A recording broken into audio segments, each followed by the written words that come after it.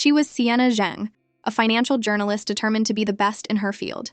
For months, she had been preparing to interview the most mysterious and legendary CEO in the business world, Ethan Scheih. Who was Ethan Scheih? A legend. At just 27, he took over his family's floundering prestige bank and, against a chorus of doubt and negativity, single-handedly turned its fortunes around. Getting an interview with a name as big as Ethan Scheih meant instant recognition for any journalist. Today was the day, and she had been looking forward to it for far too long. But her hopes were dashed with a single phone call. "Hello, due to a personal matter, Mr. Scheih will need to postpone the interview for a week." That was unacceptable. News articles live and die on their timeliness. A week's delay would make her story completely irrelevant. She pleaded with the assistant on the other end. "A week is too late. Is there any way Mr. Scheih can squeeze me in? Tonight is fine. Even a phone interview would work. 3 hours. No, 2 hours is all I need." Finally, the assistant relented. He told her that Mr. Scheih had an important banquet that evening, but he could arrange a spot for her. He couldn't guarantee Mr. Scheih would have time, and she might end up waiting for nothing. But hearing there was a chance, she immediately agreed. The moment she hung up, Sienna collapsed onto her desk, completely drained. Her period had just started, and the cramps were killing her. A colleague asked her what was going on. Weren't she and her boyfriend celebrating his birthday tonight? Sienna sighed. "I have no choice. Do I bail on my boyfriend, or do I bail on Ethan Scheih?" Just then, her boyfriend called. A clear, cheerful male voice came through the phone. "Babe, when are you getting off work? I'll come pick you up." She felt a pang of guilt. "I'm so sorry. Something important came up for an interview. I don't think I can make it tonight." To her surprise, her boyfriend wasn't angry at all. He was incredibly understanding, telling her that work was more important and that he'd just celebrate with a friend. Feeling even more guilty, she apologized again. He just reassured her it was only a birthday and they could celebrate together anytime, then quickly hung up. Her colleague sighed sympathetically. "Life's tough. But honestly, your boyfriend is almost too understanding. If I bailed on my boyfriend during our honeymoon phase, he'd be furious no matter the reason." Sienna had to admit her colleague had a point. Her boyfriend hadn't even asked if she was feeling unwell before rushing off the phone. "Well, maybe I'm just being overly sensitive because of my period." Since she chose work, she had to see it through and nail this interview. That evening, she waited in the spot Ethan Schei's assistant had arranged. The cramps were a constant torment, and 2 hours passed without any sign of him. Suddenly, Ethan's brother-in-law, Peter Chin, happened to walk by, just as her phone rang. It was the assistant, apologizing profusely. After the banquet, Mr. Scheih had other business and wouldn't be able to make it. Sienna's face fell. Even though the assistant had warned her this might happen, the reality of being stood up still stung. She went to the venue's exit. As the crowd from the finished banquet poured out, spotting several familiar faces she had interviewed before, suddenly a drunk old man latched onto her. "Well, if it isn't reporter Jung, all alone? Let me give you a ride home. It's pouring out there. You'll never get a taxi." Just as he reached for her, she took a sharp step back and refused. "No, thank you. My boyfriend is coming to get me." Peter Chin saw the whole exchange and leaned over to the man beside him. "I've been interviewed by that young woman before. She's a good person. I hear she waited for you all night. It's not easy." "Ethan, why don't you give her a ride?" Ethan Scheih narrowed his eyes, glancing at the somewhat disheveled young woman in the distance. A moment later, a Rolls-Royce pulled up in front of her. His assistant courteously opened the door, and Ethan walked up behind her. "Miss Jung," he said, "I'll give you a lift." She instinctively pegged him as another shallow playboy, and used the same line to turn him down. "No, thank you. My boyfriend will be here to get me any second." A little while later, her boyfriend actually showed up. He was later than she expected, but with the rain pouring down, she understood. Since it was his birthday, she asked who he'd celebrated with, hoping he'd had a good time. But the question seemed to make him flustered.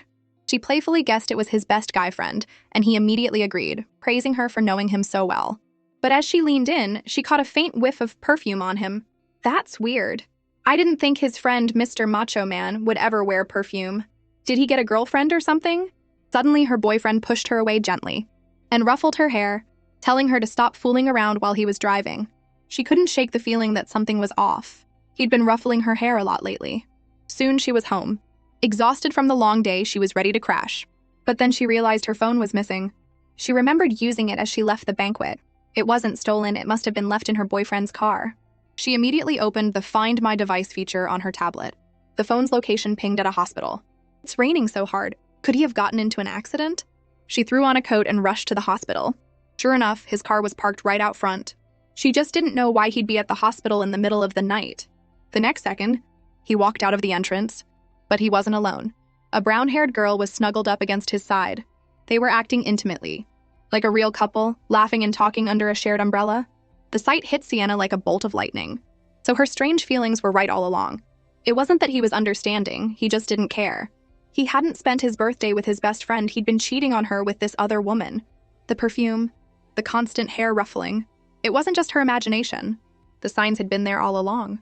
The 3 years he'd spent pursuing her, the sincere promises he'd made, they were all lies.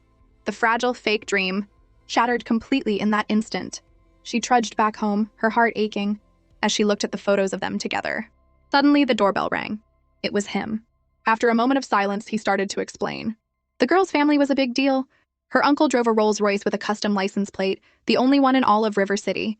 He wasn't just rich, he was powerful.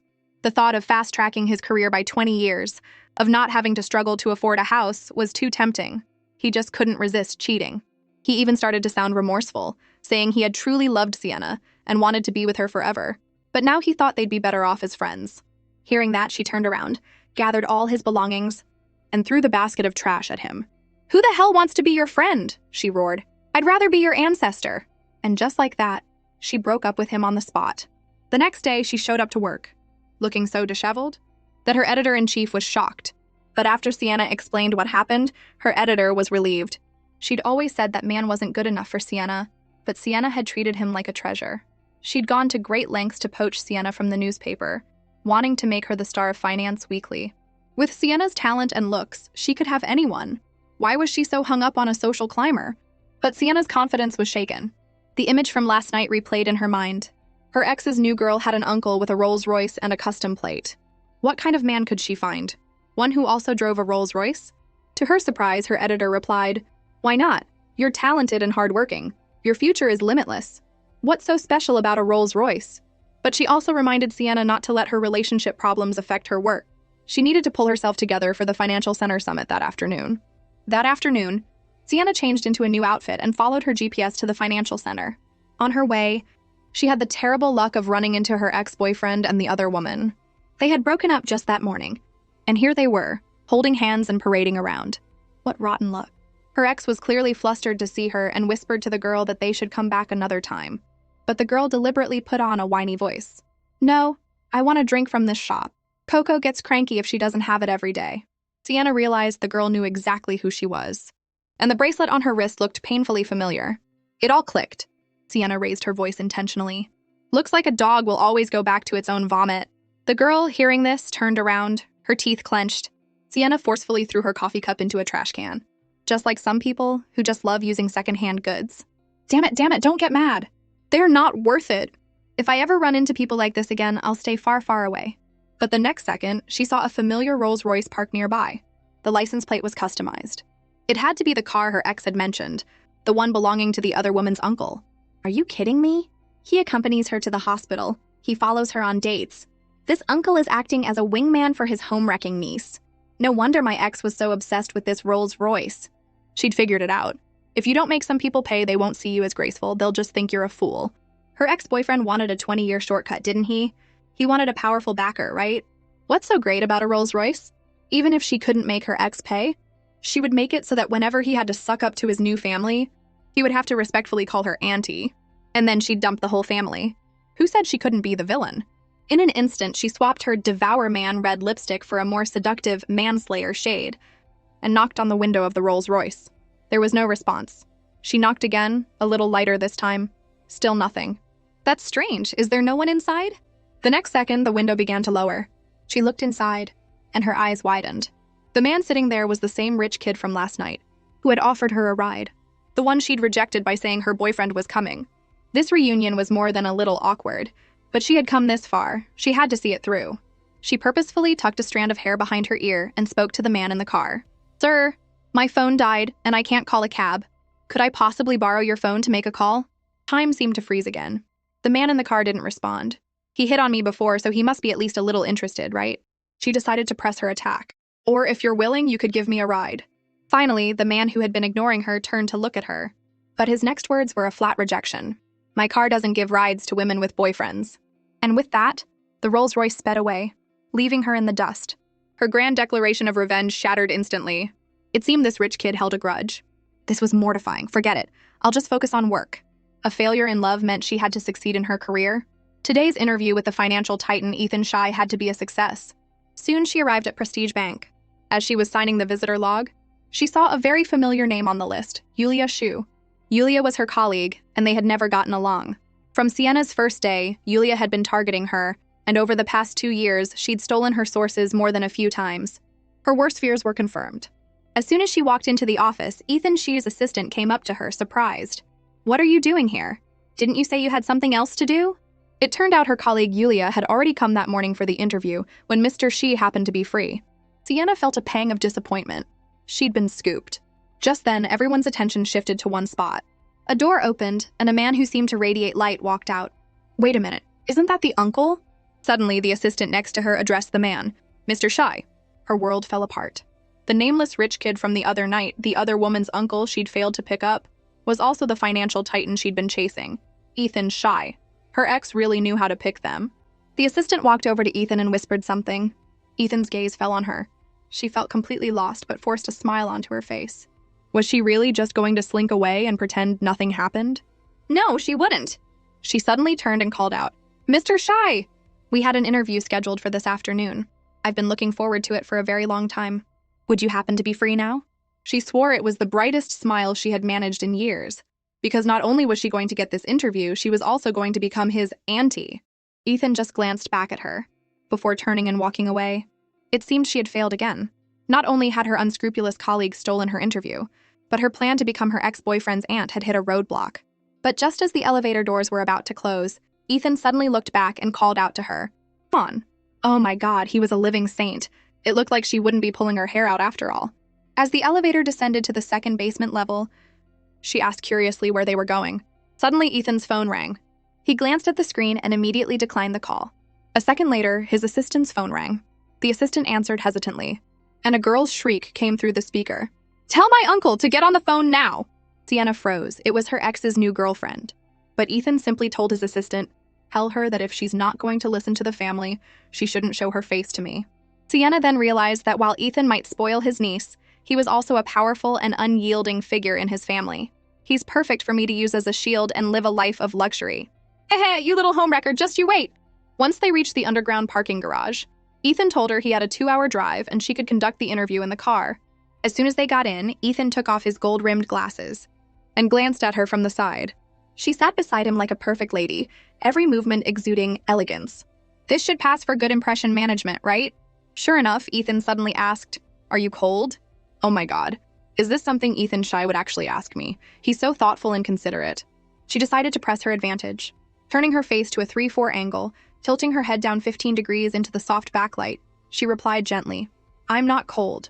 It was her most flattering angle. But after hearing her reply, Ethan immediately told his assistant to open the window.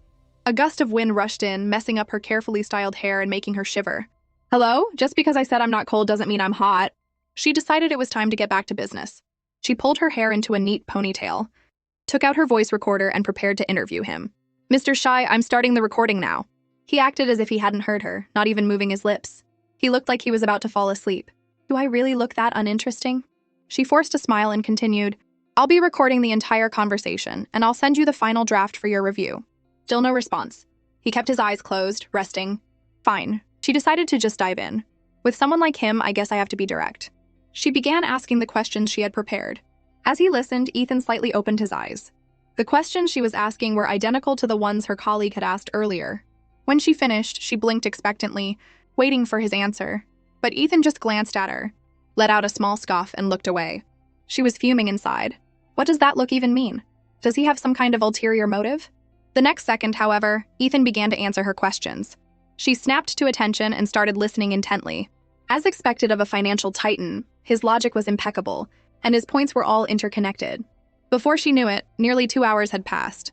Keeping up with his pace required her full concentration. Unconsciously, she glanced up and caught sight of his chiseled profile. He may have a weird personality, but he's definitely top tier in the looks department. Suddenly, Ethan opened his eyes and looked at her. "Are you done asking?" Startled, she blurted out, "I'm done looking." Oh God, how embarrassing. Thankfully, the driver announced they had arrived, breaking the suffocating tension. "Thank you, driver, for saving my life. But where are we? This looks like the middle of nowhere." Just then, Ethan told her she could leave.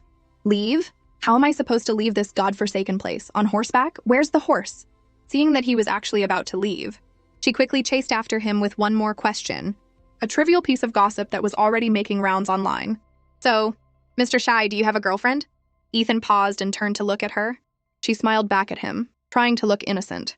It was common for reporters to end interviews with a lighthearted question to ease the atmosphere, but in reality, her hands were clenched into tight fists. He turned to face her, his gaze probing. Just as he was about to answer, a man's voice called out from a distance, "Ethan!"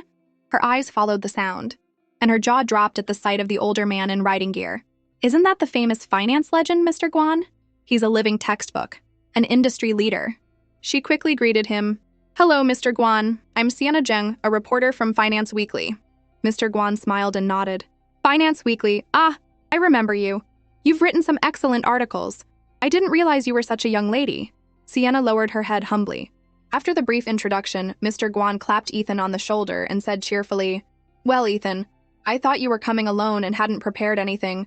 We don't get many young ladies out here." His tone made Sienna realize something instantly. Mr. Guan had mistaken her for Ethan's girlfriend.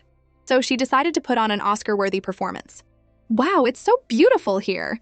Uncle Guan, you've taken such good care of this place. And wow, the horses are so pretty. I've never seen any like them." Mr. Guan fell for it, seeing her as a naive girl captivated by the scenery. Little did he know, in Ethan's eyes, her performance had been over the top from the very beginning. Luckily, even though Ethan saw right through her, he didn't kick her out, or her act would have fallen flat. Suddenly, Mr. Guan led a horse over and asked if she wanted to learn to ride. Sienna was surprised. "Can I really?" Mr. Guan nodded, telling her there were some of his wife's old clothes in the changing room she could wear if she didn't mind. She eagerly agreed. She'd never ridden a horse before, and had always wanted to try. Soon she was dressed in a red riding outfit, needing only a belt. An idea sparked in her mind. Knowing Ethan was behind her, she pretended to struggle and called out to him, "Mr. Shy, how do you tie this belt? Could you show me?" Sure enough, she heard his footsteps approaching. But what came next wasn't his help, but a heart-stabbing remark. "If you don't know how to ride, then don't." What was this? Just a moment ago, Sienna had changed into her riding gear and come out to the paddock. From the conversation between Ethan and Mr. Guan, she'd gathered that they weren't related. Mr. Guan was simply an old friend of Ethan's father. For someone as proud as Ethan to come all this way to spend time with him showed how much respect he had for the old man. So she was certain that no matter how much Ethan disliked her, he would be on his best behavior in front of Mr. Guan. Especially when Mr. Guan said, "Ethan, why don't you teach the young lady how to ride?" Ethan actually nodded, a slight smile playing on his lips as he gestured for her to go ahead. The expression was a little unsettling. Whatever. It's not like he's going to feed me to the horses, right? She mounted the horse. "Mr. Shy, you just have to teach me the basics." But before she could finish, Ethan leaped onto the horse and settled in right behind her. Her heart hammered in her chest. What is this? This is not the kind of teaching I had in mind. Ethan asked her what was wrong, and she mumbled an excuse about being nervous since it was her first time. So Ethan told her to hold on tight, while he handled the reins. The horse moved at a slow, steady pace, the evening sun bathing them in a warm glow. For a moment, it felt serene. She thought that maybe, just maybe, Ethan could be a gentle person. Soon the horse entered the track, where Mr. Guan was waving to them from ahead.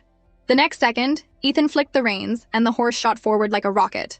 The peaceful atmosphere shattered, replaced by a dizzying rush. "Slower, slower," she begged.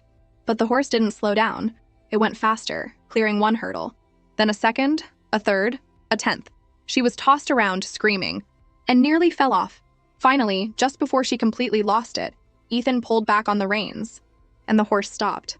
The sudden halt sent her lurching forward, and she would have fallen if Ethan hadn't grabbed her. She knew it. There was no way Ethan Shy would have a change of heart. Just then he asked, "Still want to learn?" "No!" she yelled.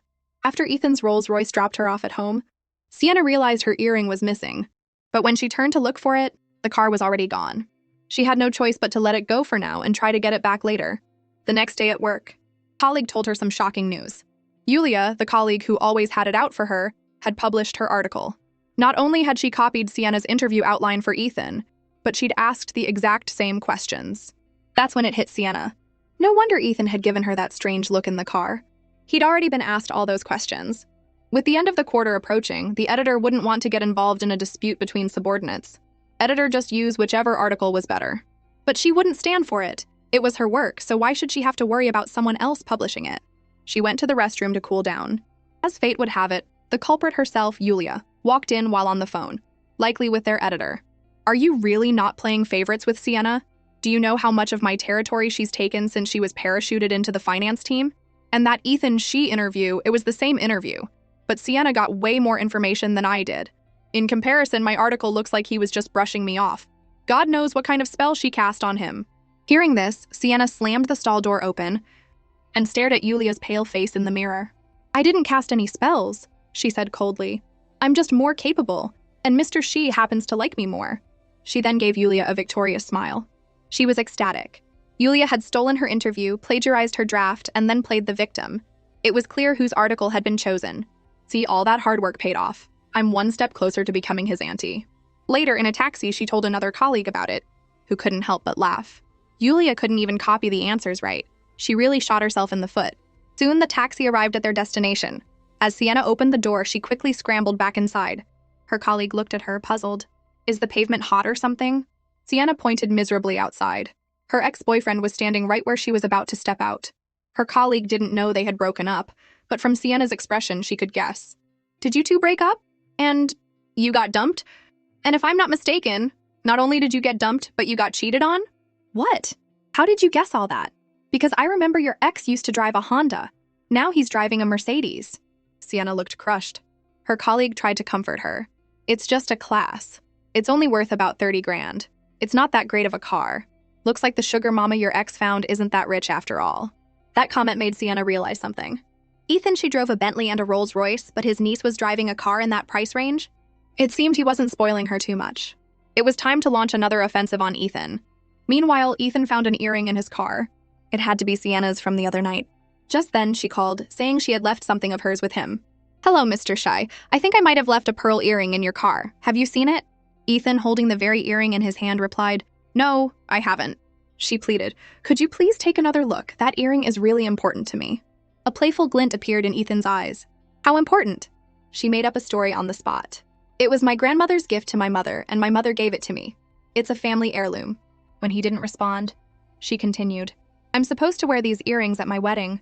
When I see them, I think of my grandmother. I haven't seen her in a very, very long time. She trailed off with a sniffle. Finally, after enjoying her heartfelt performance, Ethan's lips curved into a satisfied smile. I see it now. She smiled back, thinking she could use the earring to get another meeting. But his next words wiped the smile right off her face. Your family heirloom is made of plastic? Right. He never gave an inch.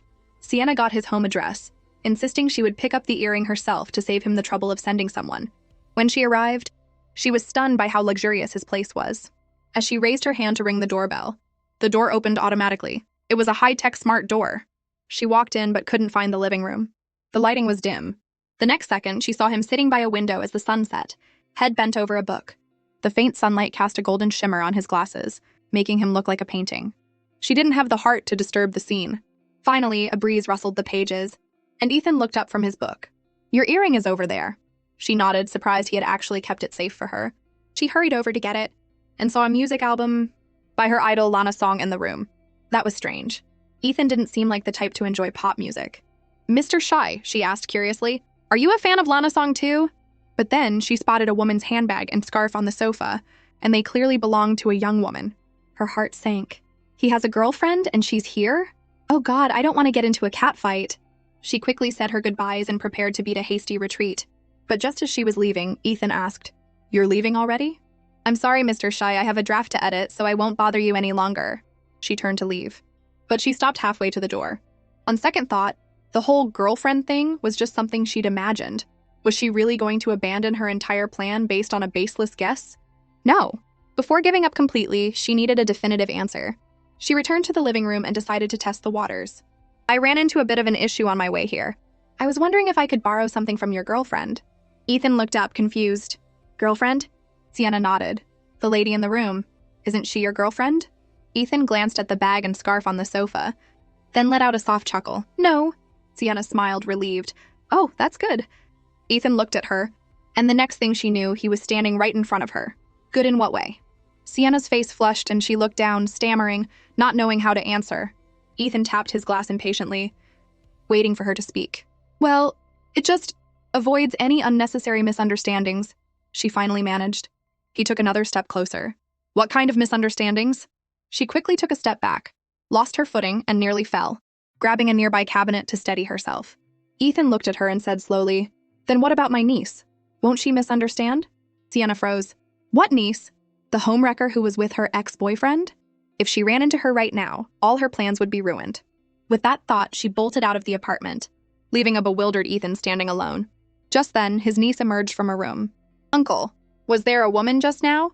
She had a net worth in the millions, but was stuck working a 9-to-5 internship for a few thousand a month. She had enough money to last 3 lifetimes. But because her uncle Ethan had declared, 'Our family doesn't raise freeloaders,' she was thrown into the workforce, to toil like everyone else." Inside the Finance Weekly building, Sienna's keyboard clattered away. The editor had assigned her an intern to help out, but one look at the intern's resume, silver medalist in the campus singing competition, president of the university makeup club, told her this was probably some spoiled rich kid she couldn't afford to offend. Just then, a commotion stirred in the office. The intern was standing behind her. "Are you Sienna Zheng? HR told me to find you." Sienna turned around, a look of resignation on her face. The intern enthusiastically introduced herself. "My name is Luna Chin. It's a pleasure to work with you." Okay, no matter how tough things got, she had to give her all to this final draft of the Ethan Shi interview. She decided to give the intern an easy task, handing her a recording of a previous interview. "Just transcribe this and write a rough draft." Luna thought it sounded simple enough. How hard could transcription be? But when she opened the file, she realized it was a recording of an interview with her own uncle, Ethan Shi. The familiar dread of being under his thumb washed over her. The interview was in English, but the professional jargon made it completely incomprehensible. She turned to ask Sienna for help, but Sienna was wearing noise-canceling headphones and couldn't hear a thing. No matter how many times she called her name, Sienna seemed to ignore her and continued with her work.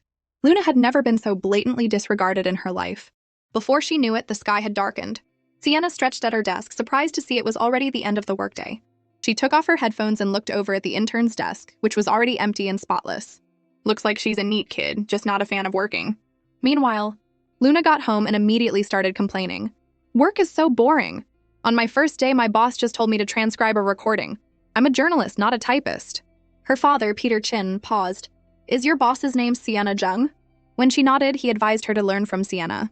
Luna glanced at her uncle Ethan. He was the one who had gotten her the internship at Finance Weekly after all.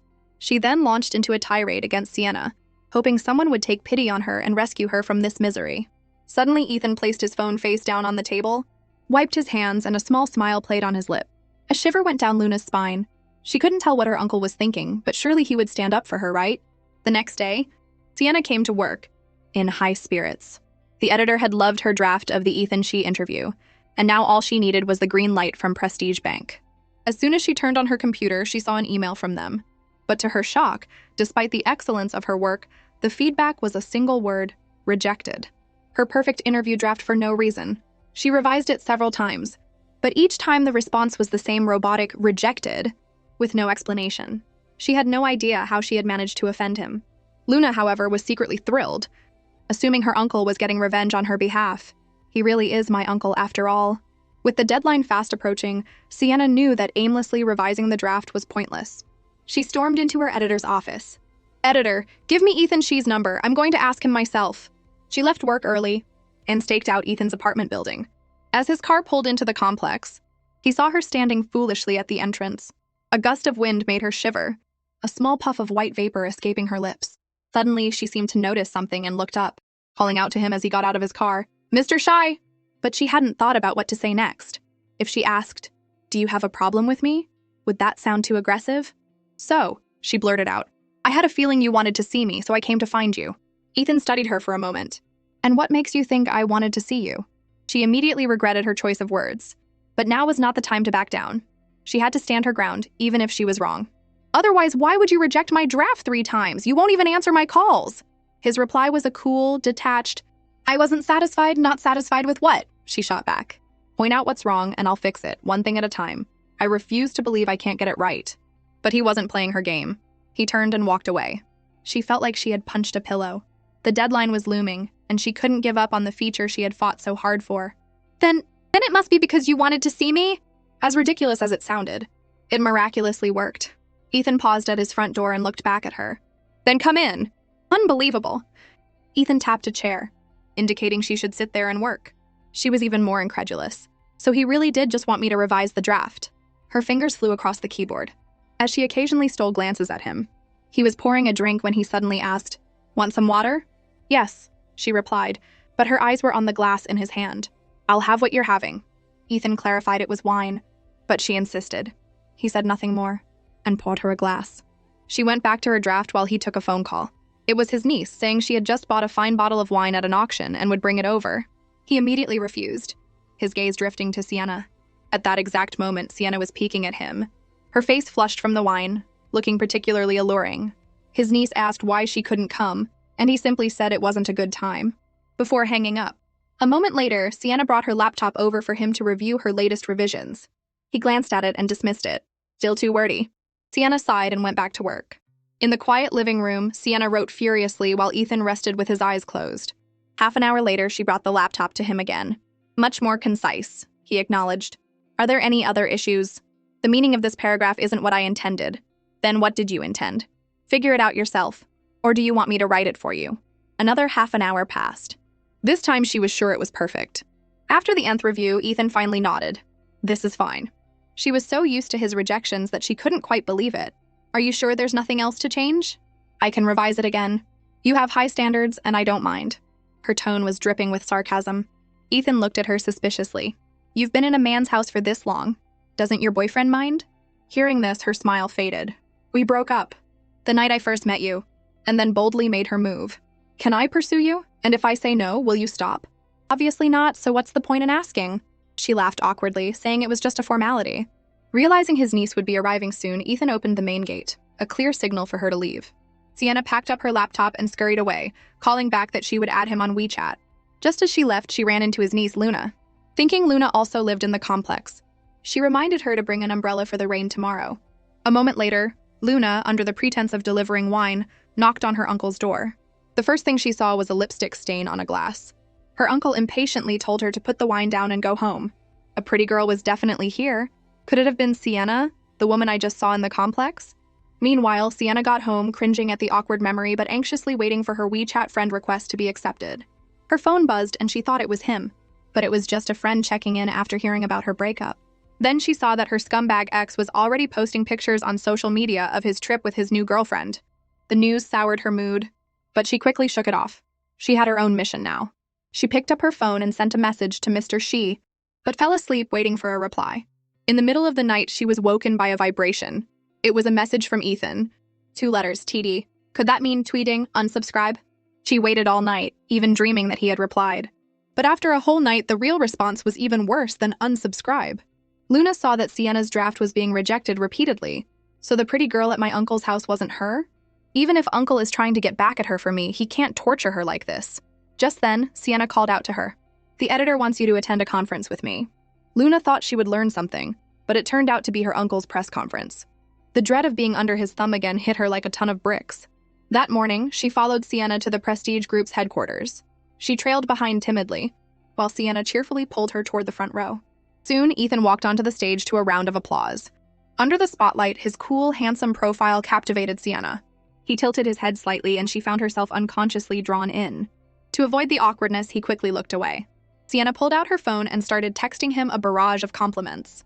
On stage, Mr. Shi's phone buzzed incessantly. As he took it out, the people around him couldn't help but glance over. His brow furrowed at the flood of flirtatious messages. "At least I know he's getting them." When he didn't reply, she sent another round of teasing texts. The next time she looked up, Ethan was giving her a death glare. She quickly dropped her phone and sat up straight. The pressure from her uncle was suffocating Luna, so she made an excuse to step out for some air, whispering that she felt like Mr. Shi was staring at her and it was freaking her out. Sienna glanced over, and then said to Luna with a hint of vanity, "Don't worry, he's looking at me." Luna had no idea where she got that confidence, but she slipped out anyway. Just then, a man walked up to Sienna and greeted her politely. "I'm Ben He, a reporter from the River City Daily. I've read your articles and have wanted to meet you for a while." He continued to try and get friendly. "Why don't we add each other on WeChat?" Thinking another contact couldn't hurt, Sienna took out her phone.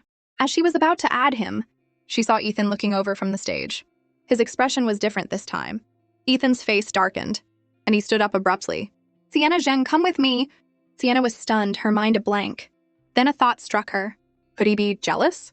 "It looks like I'm one step closer to becoming his auntie." With that thought, she strode excitedly into the meeting room, her heart soaring. "I thought you were a stoic, emotionless guy?" Go on, admit it, you're jealous? But when Ethan walked in, his first question was, "Where's the female reporter who was sitting next to you?" Sienna's heart sank. He looked down at her and repeated the question. Seeing his expression, she had no choice but to pull out her phone, and, feeling like a complete tool, make the call. "Luna, where are you?" "Oh, at the cafe outside." She hung up. Mr. She's already left. When he asked where she went, Sienna closed her eyes and lied. She wasn't feeling well and went home. But then he asked what was wrong, and Sienna had to think fast. She has CEO phobia. The moment she sees a powerful person like you, she gets short of breath. Then her tone shifted, her eyes sparkling. "I'm different, though. The moment I see you, my heart blossoms. I'm overjoyed and my face lights up." Did she really think he was some naive young man? Ethan turned away, coolly adjusting his tie. She'd overplayed her hand again. Thankfully, his assistant appeared at that moment. "Mr. Shai, the press conference is ready to resume." Ethan turned and walked to the door, then paused, glancing back at the woman sitting dejectedly on the sofa. As she was leaving the conference, she saw something that made her heart clench. Ethan with another woman arguing. So that's how it is. If I hadn't schemed to get close to him, would she be the one standing by his side right now? Then I wouldn't be in this situation at all. But this time she had no right to be upset. This was all her own doing, a one-sided calculation. In that moment, Sienna felt like a clown, and quickly fled from his sight. Ethan chased her down the street, but she just ran faster. The nerve. Leading me on like this, what does he want? He won't accept me, but he won't reject me either. All while he's involved with other women. At this point, Sienna couldn't tell who was the hunter and who was the prey. But as she tried to hide, Ethan cornered her in a dead end. This is so infuriating. He's probably just waiting for me to come crawling back. But she refused to give in. Ethan approached her from behind. "What are you doing standing here?" "Praying," she said stubbornly. He casually told her it was time to go back. But she retorted defiantly, "You go on ahead." Seeing how stubborn she was, Ethan gently tugged on the corner of her coat. "Let's go, I'll take you home." And just like that, she meekly got in the car. Sienna barely recognized herself. But she told herself patience is a virtue. This is all part of the grand plan. She puffed out her cheeks in frustration, completely unaware that Ethan was watching her every pout. She felt torn, she should leave. But she also wanted to stay. One look at his slight smile and she caved completely. His secretary's voice came through the phone. "Mr. Shai." Ethan snapped back to reality and gestured for the call to continue. Without realizing it, Sienna had fallen asleep. Ethan gazed at her sleeping face, his eyes filled with affection. Seeing her eyelashes flutter, he quickly muted his phone, not wanting to disturb her peaceful slumber. A sudden break caused her to sway and start to fall. Ethan quickly cupped her face, gently propping her back up. So close to her beautiful face, he couldn't look away. Hearing her soft, warm breaths, his throat felt tight. His thumb traced the line of her soft lips. A dangerous look entered his eyes as he stared at his sleeping beauty, his desire to kiss her undeniable.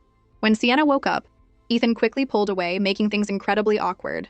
"Mr. She asked sheepishly, "have you been waiting long?" "Sienna Zheng, I'm a busy man," the proud CEO replied, not one to admit anything. She forced a laugh to break the tension, and then expertly made her escape. It was only after she was gone that Ethan allowed a satisfied smile to spread across his face, savoring the lingering warmth. It had been worth it. He couldn't stop replaying the image of her sleeping face.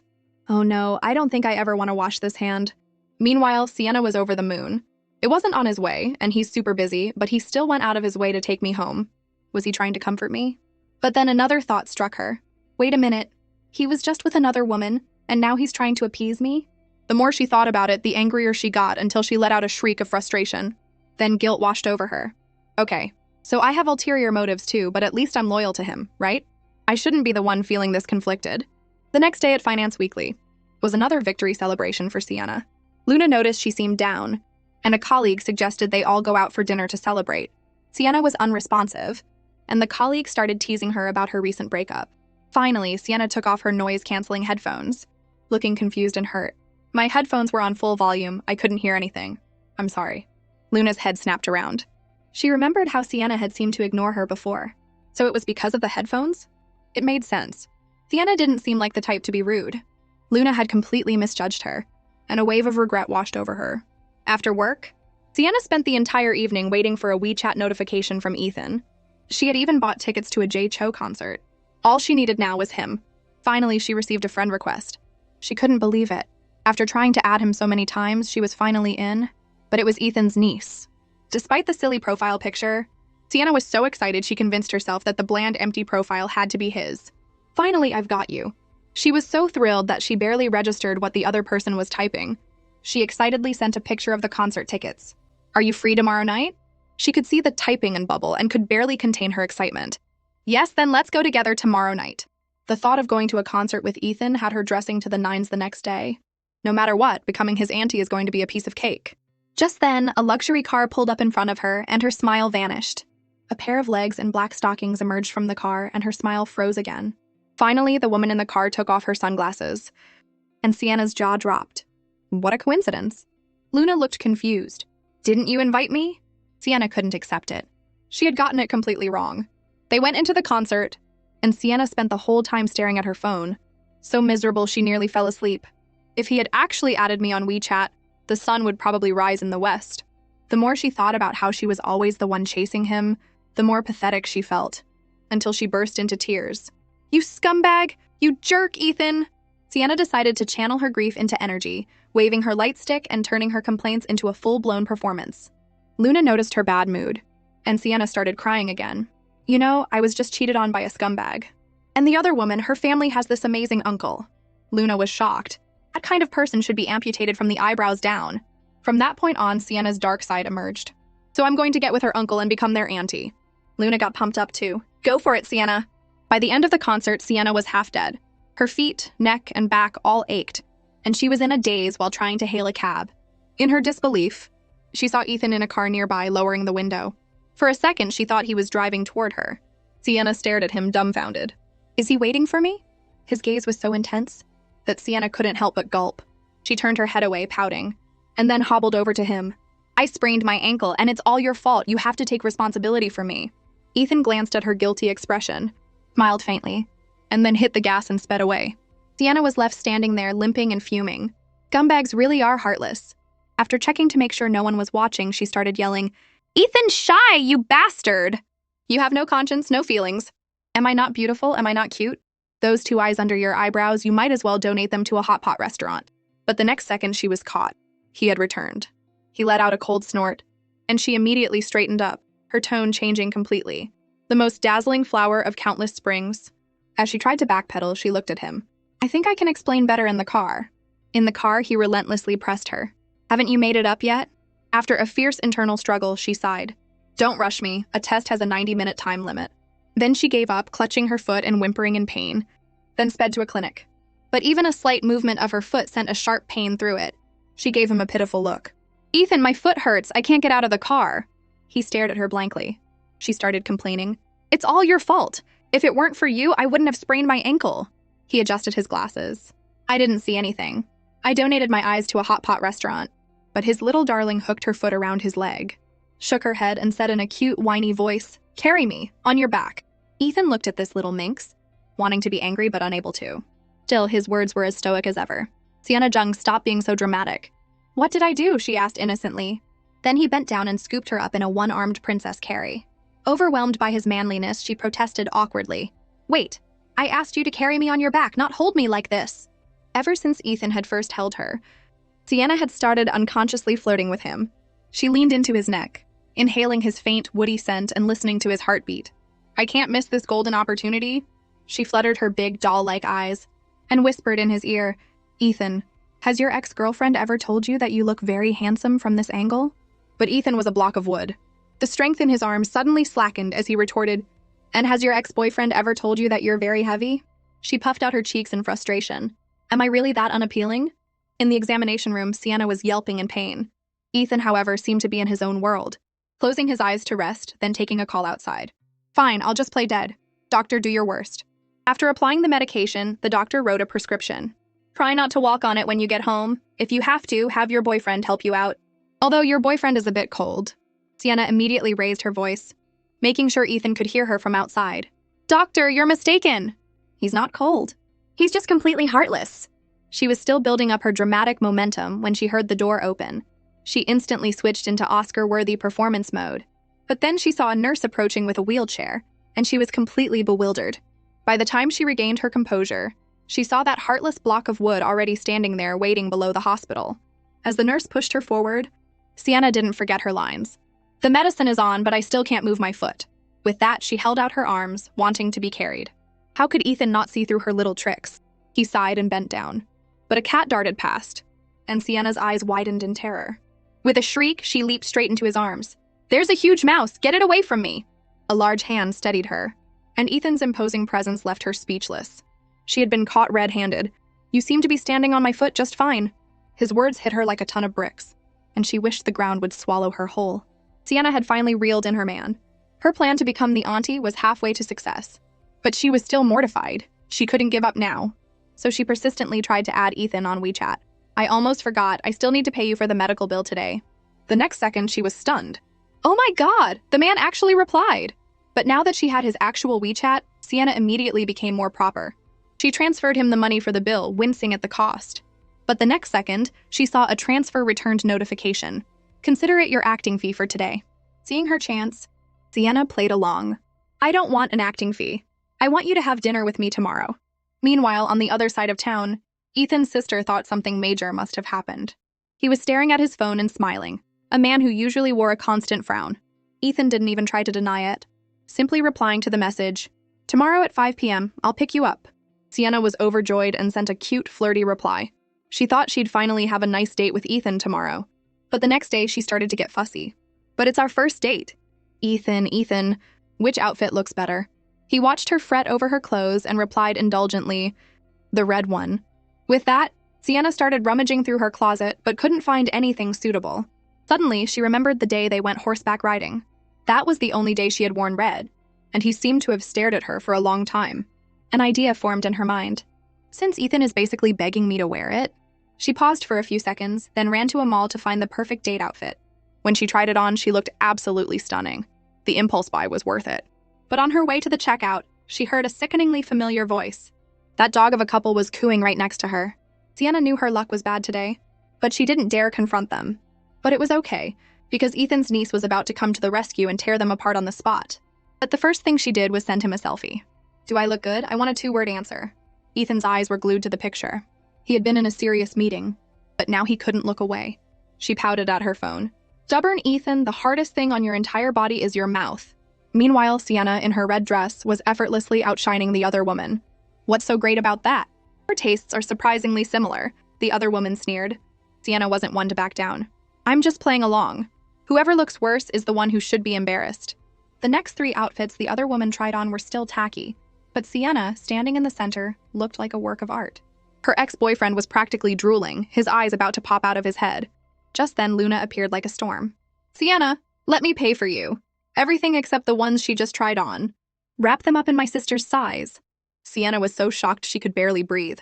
Luna just shrugged nonchalantly. "It's fine. This is a black card my uncle gave me. He won't care about this." Is this the world of the rich? Sienna's worldview was being shaken. It was only after they left, laden with bags, that she could finally breathe again. Luna was thrilled. "Doesn't that feel amazing?" Sienna smirked. "It feels great.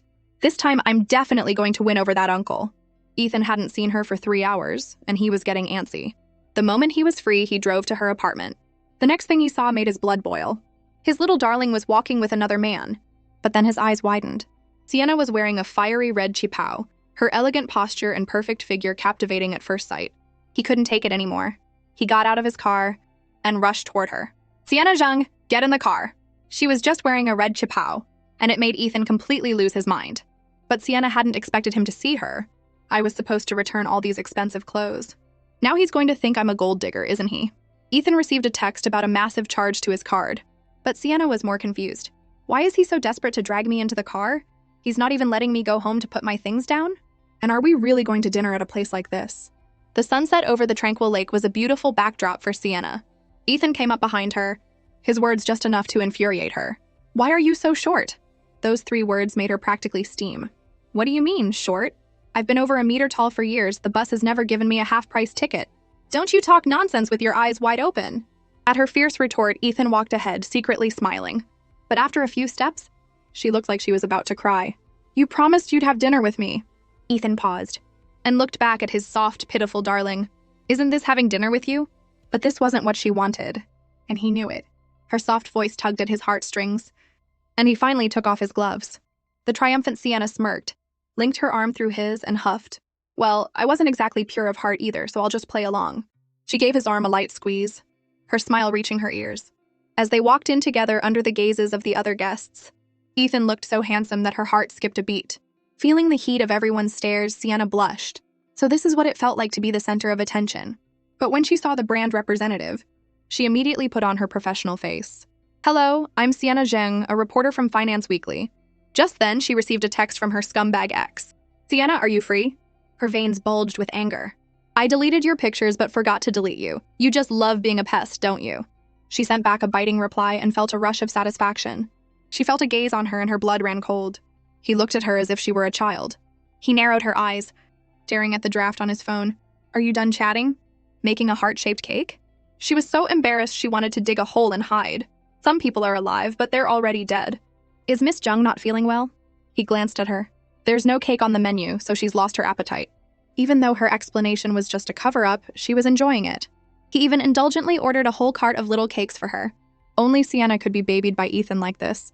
He couldn't understand why the Sienna who had tried so hard to get close to him was now so eager to run away. After he dropped her off, she practically sprinted away, not looking back no matter how many times he called her name.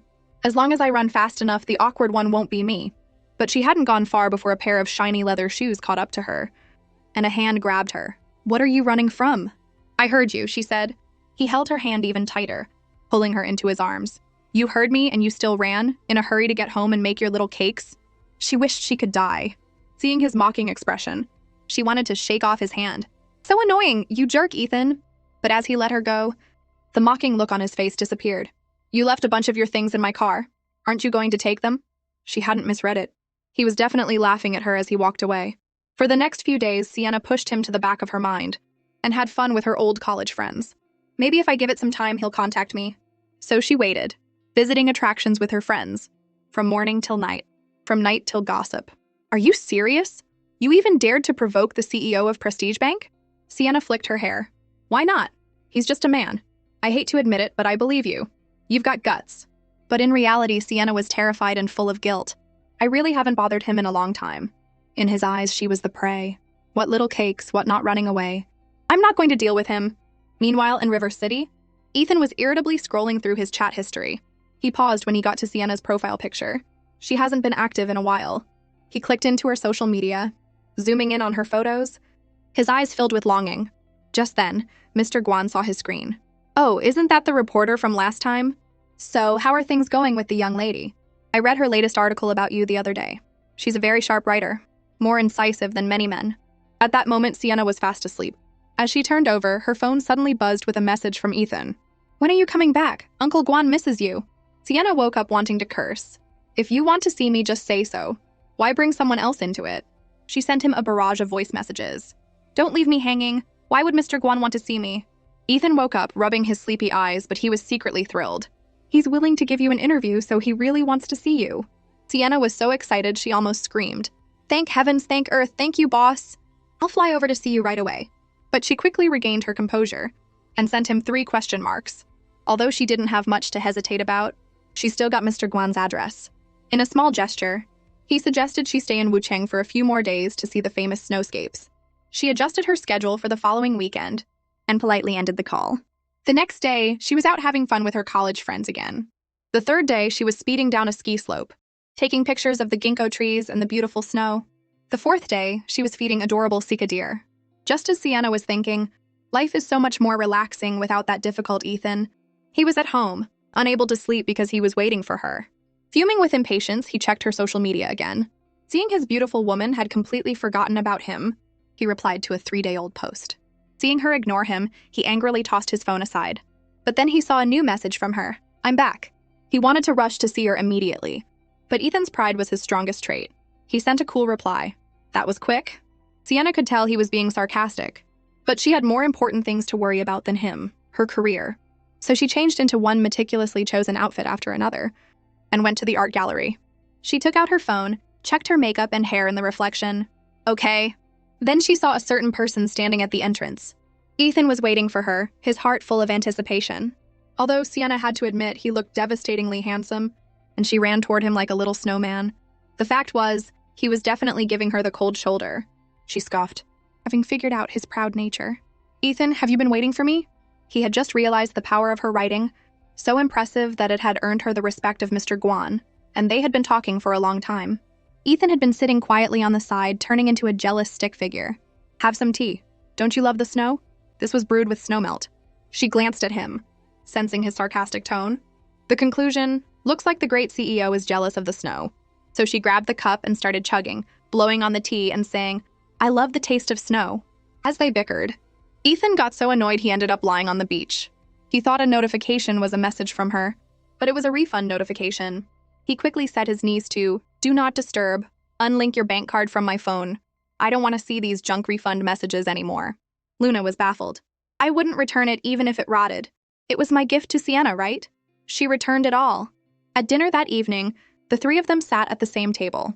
Mr. Guan suddenly asked, "Sienna, how old are you?" 25, she replied politely. Mr. Guan beamed. "That's very compatible with Ethan's zodiac sign. Have you two thought about giving it a try?" Ethan remained impassive, but Sienna's mind was racing. To avoid the awkwardness, she decided to tease him. "Actually, our magazine has a lot of pretty reporters, and Mr. Shai has a particular fondness for good-looking journalists." Ethan shot her a look, but she kept going. "At the last press conference, weren't you staring at the intern for a long time?" "No," he said, his voice tight. Sienna couldn't look at him, but her foot started restlessly tapping under the table, which was driving him crazy. "I was just teasing you," she said helplessly. "What do you want from me?" But then she pointed to a large shrimp. "Ethan, I want to eat that." He immediately picked out a big one, but then the little troublemaker started up again. "Aren't you going to peel it for me?" Ethan's eyes narrowed and she immediately backed down, carefully peeling the shrimp and placing it in his bowl. After dinner, she started praising another man in front of him. "Mr. Guan's interview today was amazing. I'll work even harder on the article." "You seem to really enjoy being a reporter," Ethan said with a smile. "It's all because of my overflowing talent," she said proudly. "To thank you for the introduction, let me compose a poem for you." As Ethan's gaze shifted to the cool sunset, her cheerful voice rang out. "Sienna knows not the distance to River City, but little Ethan's eyes have worn thin with waiting." In that moment, Ethan's world was filled with her. Against the backdrop of the soaring seagulls, she was a breathtaking sight. His heart hammered in his chest, ready to burst. If she wasn't after his money, his connections, his fame, would she be able to hear the call of his heart? After finishing the interview with Mr. Guan, Sienna returned to the office and plunged into endless writing. Before she knew it, it was late at night. She decided to give Ethan a chance and posted a message on her social media, visible only to him. "I'm fine, still okay. Can someone send a bed to the office?" 30 minutes passed, and there was still no sign of him. She had no choice but to wait for a cab. Just then, a handsome guy approached her. "Just getting off work?" She recognized him as the guy from the coffee shop. He quickly ran back to the shop and returned with a limited edition egg tart. "I saved this for you. Just take it." Just in time, Ethan arrived, his jealousy flaring. "Did you pay for that?" She glanced at the fuming man beside her. $100, keep the change." Then he grabbed her hand, pulled her away. He tossed the egg tart into the back of the car and asked her, "You can't eat things from strangers, don't you know that?" Sienna scrambled into the Cayenne. "That guy has seen me more times than you have." Ethan grabbed her by the collar and lifted her up like a kitten. "Sit in the front." As soon as she got in the car, her stomach started growling, and she eyed the egg tarts in the back. A look of indulgence crossed his face. "What do you want to eat? I'll take you." She nodded eagerly, her face lighting up. It wasn't until she had ordered the signature 9-flavor shrimp noodles that she said, "Thanks for the big meal, boss." Ethan had to swallow his pride and play along. Suddenly, she saw her scumbag ex outside, and losing her appetite, went to the restroom. From that point on, Ethan kept his eyes closed. But when he heard that Sienna had broken up, his eyes shot open. And when he heard the scumbag bad-mouthing her, saying she wasn't good enough for him, and had a terrible personality, Ethan's anger flared, and he fixed the scumbag with a death glare. The scumbag seemed even more arrogant, endlessly bad-mouthing her, calling her a gold digger, who licked the boots of various CEOs and looked down on a mere bank clerk like him. Ethan's face turned black as soot. It wasn't until Sienna emerged from the restroom that he asked, "Did you have a nice time in there?" This was the first time Sienna had looked so dejected, unable to meet his eyes. He glanced at her. "Sienna Zhang, look at me." She snapped her head up, her big doll-like eyes blinking at him, sparkling like stars. They mesmerized him, and he tilted his head. "With eyes that big, how could your taste be so bad?" She was so angry she was about to explode. She stood up abruptly. "I've lost my appetite. Take me home." In the car, she glanced at him and noticed he seemed to be in a bad mood too. They drove the rest of the way in silence. As she got out, she muttered, "Heartless capitalist, making me work overtime with no food. I'm going to see my ancestors." Just then, her doorbell rang. She opened the door, drooling, expecting takeout. It was food, but it was wine-flavored shrimp takeout, a deluxe version with added crab roe. Just looking at it made her grin. Little Ethan does have a heart. Meanwhile, a certain someone was waiting for a message from her. Sure enough, his phone lit up. "Thanks for the love, boss. Time to dig in." Ethan put on his glasses and zoomed in on the picture, immediately spotting the cilantro she had picked out. "You don't eat onions either?" She burst out laughing. She hated onions, ginger, and cilantro. She replied with a voice message. "My parents don't even nag me about that. What gives you the right?" Ethan held his phone to his ear and pressed play. "Ethan, do you nag your ex-girlfriends like this too?" His face fell.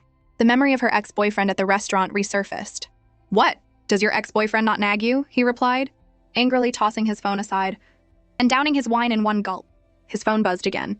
"That's not his business." Ethan wasn't happy, he grunted. But then another voice message came, and his eyes widened. "But if my current boyfriend did, I wouldn't mind." He listened to it 3 times on a loop and blushed furiously. Sienna heard that Ethan's company, Cloud Create, needed a report, and she couldn't help but perk up. 2 of her colleagues were vying for the story, and their eagerness frustrated her. But when her rival suddenly conceded the project to her, Sienna was completely baffled. Has she lost his mind? Why would he give up such a great project? She sent a text to Ethan. "Ethan, I'm going to be at your company Cloud Create the day after tomorrow. Will you be there?" When she saw the 2-word reply, "I won't," she felt a pang of disappointment. Fine, she'd have to go it alone. This time she would get the story without his help. At his subsidiary, they kept her waiting for an hour. Hours later, the sun had set and her reporting was going nowhere. Finally, out of options, she sent him a little jab. "The coffee at your company is pretty good, but I'm about to throw up." The subtext was clear. "You seem to enjoy making people wait, don't you?" Ethan exited the chat. Sienna went up to the front desk, exasperated. "Excuse me, when will Mr. Q be here?" Soon, a secretary emerged from the elevator. "Excuse me, who is Miss Sienna Jung?" Sienna turned, and the secretary enthusiastically led her to a meeting room. By the time she finished the interview, it was already evening, as the vice president arranged a car for her. As soon as she stepped out the door, she ran into her ex-boyfriend's girlfriend. She had heard that the other woman was a pampered young lady, and that Ethan treated his own niece well. Meanwhile, on the top floor, Ethan made a call, and the other woman received her due punishment. After her interview, he deliberately left, scrolling through the 3 messages she had sent him. The next second, he opened his door just in time to see her standing there. Well, what a coincidence." She half joked, half tilted her head. "Mr. Shy, I thought you weren't going to be here today." Ethan burst out laughing. What a coincidence indeed. So coincidental that in this entire building someone just happens to knock on my door. After 300 rounds of back and forth, Ethan finally got to hold her.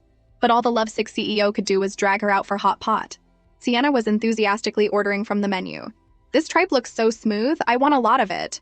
After ordering the 30th dish, she finally asked, "So, what are you having?" "Whatever," he replied, which immediately set her off. "So you want cilantro, and onions and ginger and garlic?"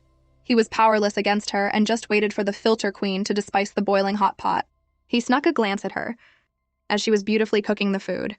Looking at a steamy leaf, he had the wicked thought that she looked good enough to eat. His heart was filled with amusement, and he was lost in a dream for a full minute and a half, his gaze unsteady, not at all like a proper gentleman. Just then, she handed him the dipping sauce she had mixed. "Ethan," she called, bringing him back to reality. He replied with a laugh. Suddenly, his phone rang. It was Luna screaming, "Help me! I'm getting scammed by an old man over a parallel parking incident." He just kicked his legs, closed his eyes, and played dead. "I'm so unlucky." Sienna, an avid spectator of drama, couldn't help but exclaim, "Karma finally caught up with her." But if Ethan left, wouldn't she be all alone? "Ethan, you should go check on her. After all, from the interview at the estate to you holding up my draft, I'm the one who's always waiting for you." After venting her long-held frustrations, she forced a smile. "Please be careful, Mr. Shi. I'm willing to wait for you for as long as it takes." She was on the verge of tears, begging him not to go. The trust they had built was so fragile, and now she would have to start all over again. The next second, she looked like a crying kitten. A smile played on his lips, and he put down his phone, looking like he didn't want to leave either. "Sienna Zheng, you really are an Oscar-worthy actress," she exploded. "Go eat some pig brains to wash your mouth out." Back at the office, Sienna saw Luna looking glum. "You've been late 8 times this month. Don't you want to pass your internship?" But Luna just snapped, "Don't even mention it. I was in a car accident last night. The police were there until 2 in the morning."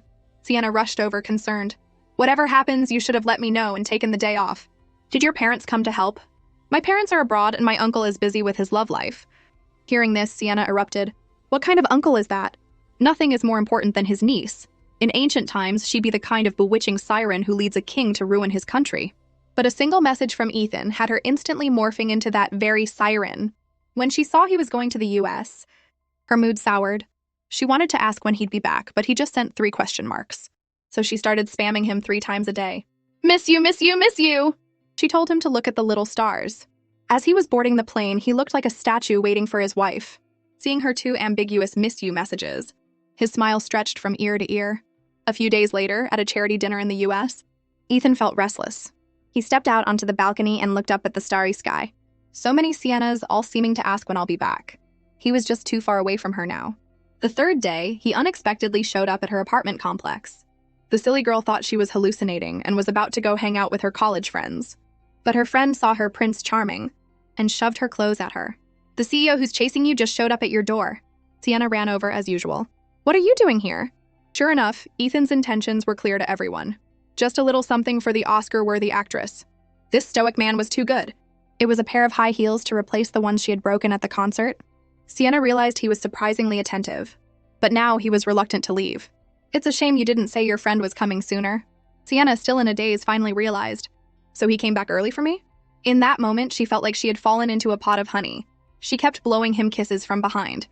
Ethan at the wheel was completely smitten, his gaze lost in her reflection. A picture of his 18-year-old love on New Year's Eve was enough to cure the stubborn Ethan, and he finally took action. But Sienna was fuming. She had just taken her friend Brianna's advice to play hard to get, to make the neglectful pig miss her. But after 3 hours, her post had 100 likes, and not a single one was from him. Sienna knew that tactic wouldn't work on Ethan. As the countdown to the new year began, she bravely sent out a mass greeting. She sent a Happy New Year, and he replied instantly. But after a while, she felt like she wasn't making any headway. Every word she typed was carefully chosen. Ethan was clearly dying of anticipation. He had even canceled his trip to the US to spend New Year's with her. Brianna laughed. Before he could even make a move, I snatched you away. Just as Sienna was about to type her next message, Brianna told her to end the conversation. Don't let him get a hold on you. Sienna had never seen this tactic before. What kind of adult says they're going to bed at midnight on New Year's Eve? That's how you keep a man wrapped around your finger, Brianna said. Sienna was helpless but decided to follow her friend's advice. Would you believe me if I said I was going to sleep? But a minute after she sent it, the silence was broken, and she was instantly mortified. She quickly scrambled for her phone to try and fix it, but she only made things worse. It was clear this was something that would get a reaction out of him, but his aggressive messages made her want to dig a hole and hide. I'm so embarrassed. That jerk Ethan is definitely doing this on purpose. She quickly typed, I already said it's nothing. I was just anticipating what you might think. I'm going to bed. Bye. Meanwhile, Ethan had just gotten out of the shower. He was so worked up, his face flushed. Even though he only picked out the words he wanted to see, Sienna's flirting had him all fired up. He turned and silently went back into the bathroom for 3 more cold showers. After New Year's, Sienna had learned her lesson. She sat at her computer, meticulously checking every word of her work. A message came through quickly. Mr. Guan was inviting her to the horse stables. A year later, she was back at the stables where Ethan had taught her to ride. Brianna bounced over to her. Sienna, I have a bold idea. I've never ridden a horse before. 2 days later, Ethan was at the stables in the suburbs. His friend was there, just like before, bringing him good things.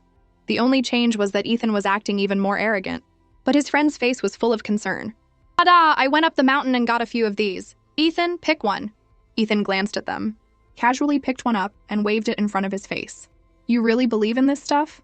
His friend just wanted some peace of mind. In our line of work, our moods are like a roller coaster. Quick, look at what's carved on the back. Ethan squinted. He hadn't expected to see wish come true. He then took a laughing Buddha and waved it around, feeling a bit bewitched himself. Whatever you wish for will come true. As he was looking at the wish come true side, he noticed her in the background. His eyes lit up inside and out. Looking at her beautiful face, he wanted to run to her. Wish come true. So this is what a wonderful opportunity feels like. Meanwhile, his friend had already rushed over to Sienna. Hello, beautiful! But a certain someone was still pretending to be reserved. Even Sienna was panicking. If I had known Ethan would be here, I wouldn't have come to the stables to make a fool of myself. But her heart still belonged to him, and she snuck a glance at Ethan, only to see him sitting there, unmoving. She puffed out her cheeks in frustration. Ethan raised an eyebrow in her direction, as stoic as an old dog. Sienna just left him there, and went to chat and laugh with another guy. That was enough to make Ethan unable to sit still. The stables were filled with laughter. Thank you, little brother. It'll be great to have you teach us how to ride. His friend was thrilled. Of course! This made a certain someone so jealous he could have opened a vinegar shop, his eyes growing sharper. You're very free? Sienna was caught by Ethan, and the rival was his own friend. Ethan completely lost his mind. But Sienna acted as if she had nothing to fear. The stables aren't owned by you, right, little brother? Finally, she was silenced by his glare. Believe it or not, with one word, I can make sure you never get in. Sienna was instantly speechless. His friend had to try and smooth things over. Ethan, how can you scare a beautiful woman? Since we're all friends, just make yourselves at home and have fun. But on her end, she misunderstood. Well, we're not really friends. We're not that close, so we can't be too much trouble for you. Just as his friend was about to make a tactful retreat, he followed her to the changing room. As she was struggling with her belt, the thought of Ethan made her mind a mess. But who cares, I'm just annoyed. The moment he heard the word annoyed, he couldn't help but hug her from behind. Unconsciously, his cold body pressed against hers. His breath was so close, and Sienna could only stand there, frozen. With a click, she opened her eyes and saw the gentle hand around her waist. She leaned back, then pushed him away. It's done, thank you. But he grabbed her hands again, holding her tight. Weren't you trying to get my attention just a couple of days ago? A day has passed, and now you have nothing to say? The dead memory suddenly attacked her, and she struggled to push him away, but his height and strength easily overpowered her. Just then, his friend came looking for them. You two, are you done yet? Sienna lowered her head in shame, her body instinctively pressing back against him. A grin spread across his face. Not done. What's the rush? Now was her chance. She pinched his thigh. That pinch completely undid him. He lifted her up, his mind in a state of chaos. But Sienna just stood there, dazed, and took a deep breath, getting angry. That's when he stopped teasing her. But her heart was still pounding like crazy. If I sleep with you, will you be responsible? That finally got him hooked. He thought teasing her would make her back down, but she just jolted. Her beautiful eyes filled with his reflection. His gaze on her lips grew more intense, and the hand on her waist pulled her closer, any remaining shred of sanity crumbling. His other hand cupped the back of her head, and he leaned in. Sienna was so scared she yelped. Your watch is so cold! Snapped him out of it. He put her down, and the playful girl's face began to burn. After adjusting his tie, he ran out. But her fallen look, her crazy heart, he was so close to kissing her. It wasn't until Sienna smoothed down her clothes and walked to the riding arena, her hair a mess, that she started complaining. Ethan's temper is so bad, but his gentlemanly scent was still pleasant. But when he led a horse over and stood waiting for her, she had a change of heart and started to run. Suddenly not so pleasant, better escape. Her friend frantically tried to signal her, but she was caught by Ethan. Sienna Zhang, get on the horse. She was so scared she practically knelt, not daring to argue. He held out the reins. Are you going to get on yourself, or do I have to help you? That made her immediately back down, asking to be lifted up like a princess. But he just closed his eyes and ignored her. Still, as she stumbled onto the horse, he reached out and supported her leg. As she was still in a daze, his other hand gave her a boost, and she was steadily on the horse. She was so touched she thought she was hallucinating. But Ethan was already smitten, looking up at her and baring his heart. If you want to learn to ride, just come to me next time. And stop flirting with everyone. I'm not a saint. The impossibly beautiful Sienna couldn't believe it. Did he just smile? Did he actually smile at me like that? After the New Year's holiday, Sienna was under immense pressure. Her good mood was shattered by the word marriage. Her mother's calls about blind dates were a relentless assault.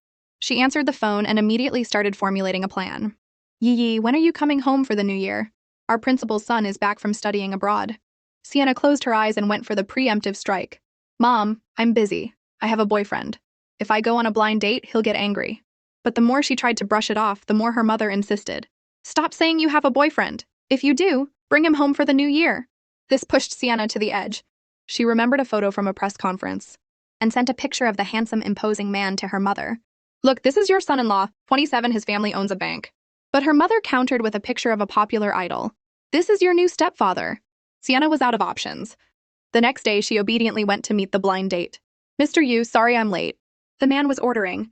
So Sienna just lowered her head and played with her phone. She had nothing to say. And as the awkwardness grew, she scrolled to the picture of Ethan she had saved yesterday. They're both wearing glasses, but their auras are completely different. As she was comparing the picture of Ethan to her blind date, he spoke. I was forced to come here by my family. Sienna breathed a sigh of relief, instantly relaxing. I'm only 25, I'm not at the age for blind dates. The man beside her agreed, saying he had no intention of settling down and was going to the US for a study tour after the new year. We'll just tell our families we're better off as friends. Sienna wholeheartedly agreed. As she was leaving, he suddenly called out to her, "Miss Jung, you probably don't lack for suitors. So I was thinking, could it be that you have someone impossible in your heart?" His words stunned her. Looking at the warm, sun-drenched maple trees across the street, she thought of that impossible person, of him. But there was no future for them. Still, she inexplicably looked across the street and saw Ethan, his eyes dark with exhaustion, standing there watching her. Realizing what was happening, she started to back away. Did he see everything? If I run now, will it look like I'm guilty? Ethan, worried his exhausted state would scare her, quickly sent a text, "Don't move." When the light turned green, he put his phone away and walked across the street, catching up to her at the bustling corner. The guilt on her face was even more pronounced. He walked up to her, and she was about to say, "That thing with Owen was just an act, I was forced into it." Looking at him, she realized their relationship hadn't reached that point. Don't be fooled by his tired sigh.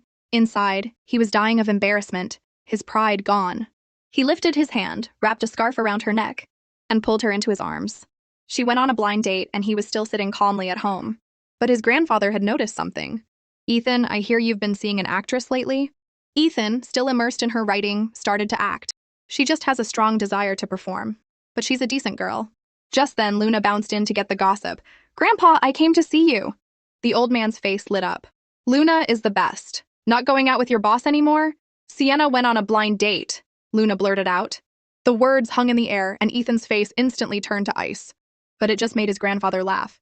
"She's already going on blind dates, and you can't even graduate." Ethan, who had been listening from the side, couldn't sit still anymore. He came over and gave Luna a light tap. "You're being nosy." 2 hours later, Ethan had caught up to his little darling and was out of breath, still holding her, his face grim. "Stay with me." She was scared and tried to pull away. "Stay for what? I'm busy." He was about to lose his temper, blocking her way as if demanding an explanation. Busy with blind dates? But Sienna didn't feel there was anything to explain, and her voice grew smaller as she tried to avoid him. "That was my mom's boss's son. We even took calligraphy classes together as kids." Seeing him get closer, she stopped being scared and grabbed his arm. "Ethan, don't you believe me?" Then she took a small step back. "Ethan, are you angry?" But his tail was already wagging, and his mouth was still stubborn. Amidst her sweet cooing, he finally gave in. She just had to look up at him with her big doll-like eyes, and he was completely disarmed, gently pulling her close. "A little fox is just after money or affection. If it's money, I have plenty. If it's affection, who knows who's getting the better deal." Seeing Ethan smile foolishly, already thinking of names for their children, Sienna felt a little creeped out. His hand gently brushed her ear, his eyes full of a dangerous glint. "Since you're so free, why can't you stay with me?" Sienna was speechless again. She had definitely overdone it this time. As angry as Ethan was, he was also just trying to appease himself. "What's the status of the Cloud Create IP? Come to Cloud Create tomorrow and work overtime." The next morning, Sienna obediently reported for duty. Seeing her arrive, Ethan loosened his tie, revealing his tempting Adam's apple, and struck a pose. His little darling kept peeking out, and when he turned his head, she giggled, her red makeup vibrant as she walked in. "Ethan, I'm here to work overtime with you." Little Ethan blushed, completely captivated by her. But compared to his business dealings, this was the prize worth betting on. And for this woman, this Oscar-worthy actress he couldn't figure out, he was willing to risk it all. Under her spell, he smiled and held out his hand. "Come here." This man was finally making his move on Sienna. He had her come in for overtime and assigned her a 3T by file. Sienna was on the verge of tears. "Ethan, you bastard, you really did just call me into work." In the capitalist's den, she didn't dare complain and just started reading.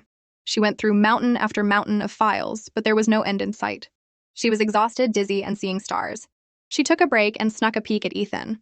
So much time had passed, and he was still sitting there, occasionally tapping his keyboard. Was he playing Minesweeper behind that screen? But as she got more and more engrossed, he caught her staring. He raised an eyebrow and asked. Caught in the act, she quickly went back to work.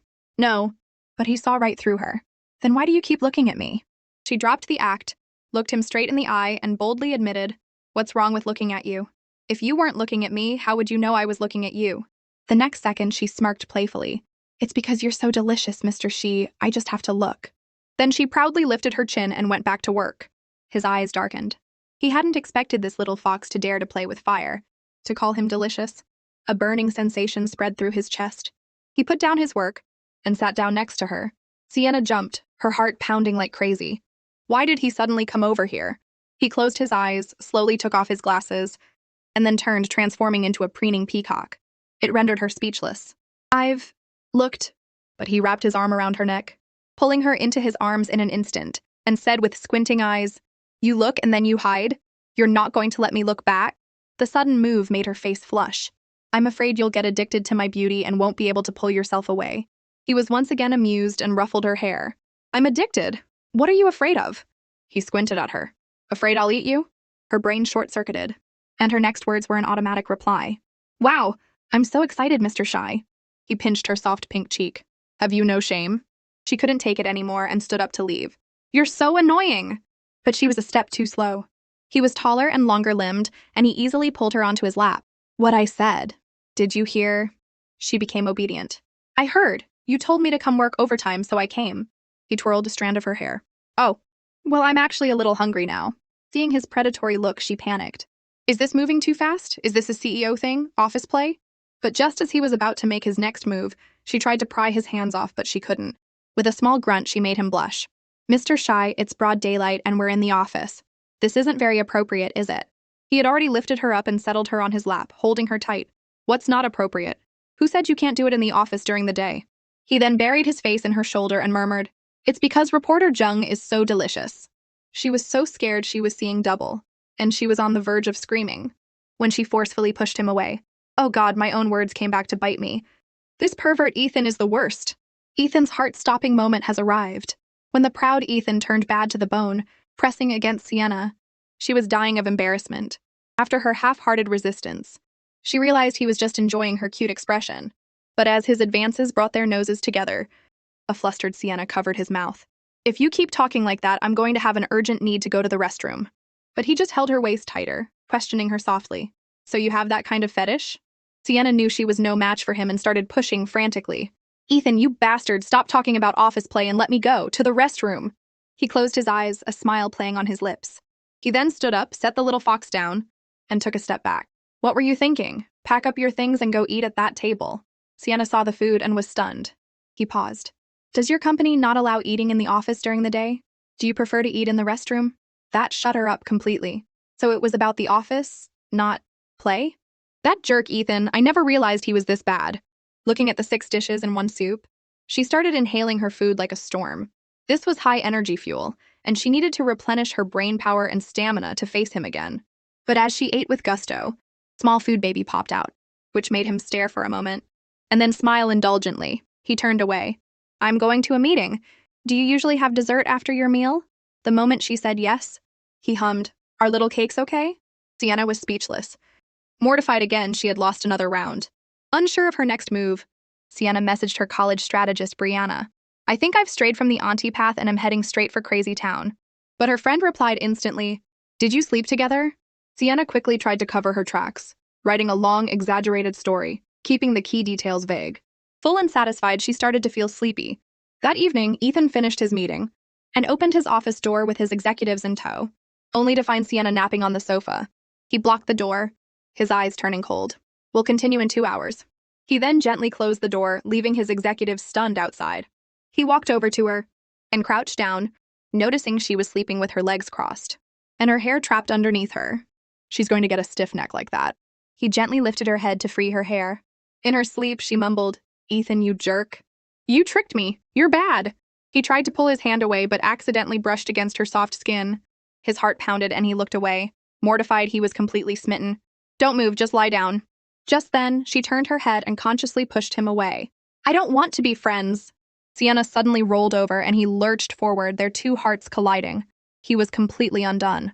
Looking at her soft pink lips, her fluttering eyelashes were so tempting. But the disciplined Ethan just put his coat on her and sat down. He crossed his legs, feeling like he was going crazy, and just tried to endure it. "Sienna Zheng, I guess I walked right into this trap." Ethan, being a normal man, went to the restroom to splash some water on his face and cool down. When she woke up with a start, it was already evening. A message from her strategist came through. "Just for his looks, it's not a loss. I'm rooting for you to marry into a rich family and hit the jackpot." Sienna paused the voice message and looked around for him. Suddenly, he turned on a light in the corner, and she was instantly illuminated. He walked over, his face still wet. "You're awake?" Sienna started to sweat. Did he hear that voice message? "What are you doing here?" He slowly put on his glasses. "This is my office, not yours." She was terrified. "You just—" He looked straight into her eyes. "Washed my hands, what's wrong?" She breathed a sigh of relief. He irritably pulled off his tie. Little did she know, he had heard everything and was now thinking of letting her seduce him. He lowered his eyes and dangled a carrot in front of her. Next Friday, the Krent Summit is being held in Fucheng. Are you going? Her eyes lit up. The one that brings together all the industry giants, the annual major event? The one that only TV journalists have access to? But her face fell the next second. I want to go, but I don't have a press pass. He smiled, pulled over a chair, and sat down like a preening peacock. You do now. I'll take you. You'll be with me the whole time. Come on, woman, I'm giving you a chance to seduce me. Just hearing with me the whole time was enough to make her swoon. His eyes darkened. That includes room and board. She nodded eagerly. Okay, I'll go with you. He watched her every smile, his gaze fixed on her lips. You're after me, aren't you? Woman, let me see your eyes. The next day, she took 3 days off in advance, packed her bags, and waited for him downstairs. Just as she was about to get into the Rolls-Royce, her ex-boyfriend suddenly appeared and called out to her. She wanted to turn and walk away in disgust, but he grabbed her. He started lecturing her. Even if we broke up, you can't be getting involved with a married man. Mr. Q has a wife, you can't. She found it laughable. Do you think everyone has the same hobbies as you? Before you come and lecture me, scumbag, why don't you clean up your own act first? She angrily pulled her suitcase toward the Rolls-Royce. Get lost. He's waiting for me. I don't have time to waste on you. Seeing the custom license plate, her ex-boyfriend was thunderstruck. But Sienna just said it in a domineering way. We're a perfect match, a handsome man and a beautiful woman. Do we need your approval? But you should prepare yourself. Sooner or later, you're going to have to call me auntie. Her ex-boyfriend was about to burst with anger. Sienna Zheng, are you getting revenge on me? As she got into the Rolls-Royce, she knew that this had all started as revenge. But now, the word revenge sounded so harsh.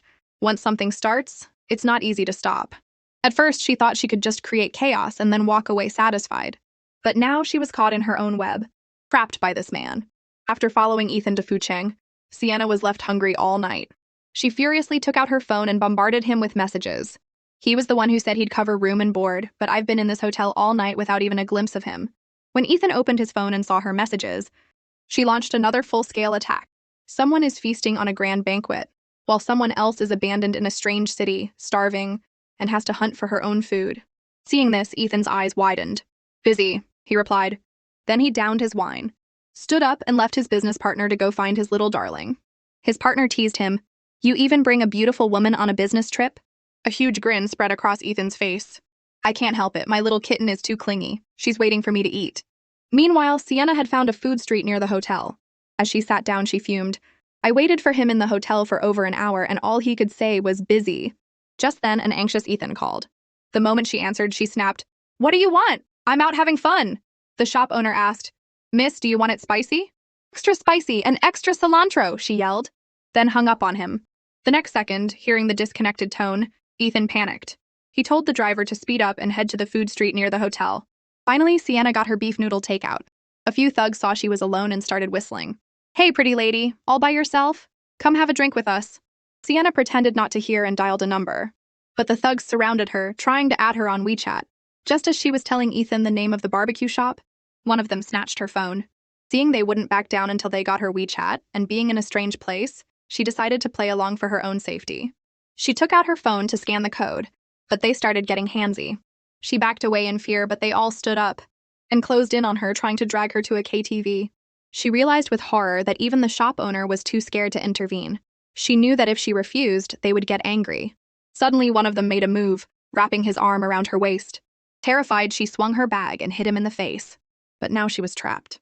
Just as a fist was about to fly, Ethan's assistant arrived and stopped it, holding up a phone with the video recording. The police have been called. None of you are getting away. That scared them witless. Just then, a Rolls-Royce pulled up, and as the window rolled down, a figure stepped out and called to her, Sienna Zheng! The thugs all backed away, and Sienna was stunned.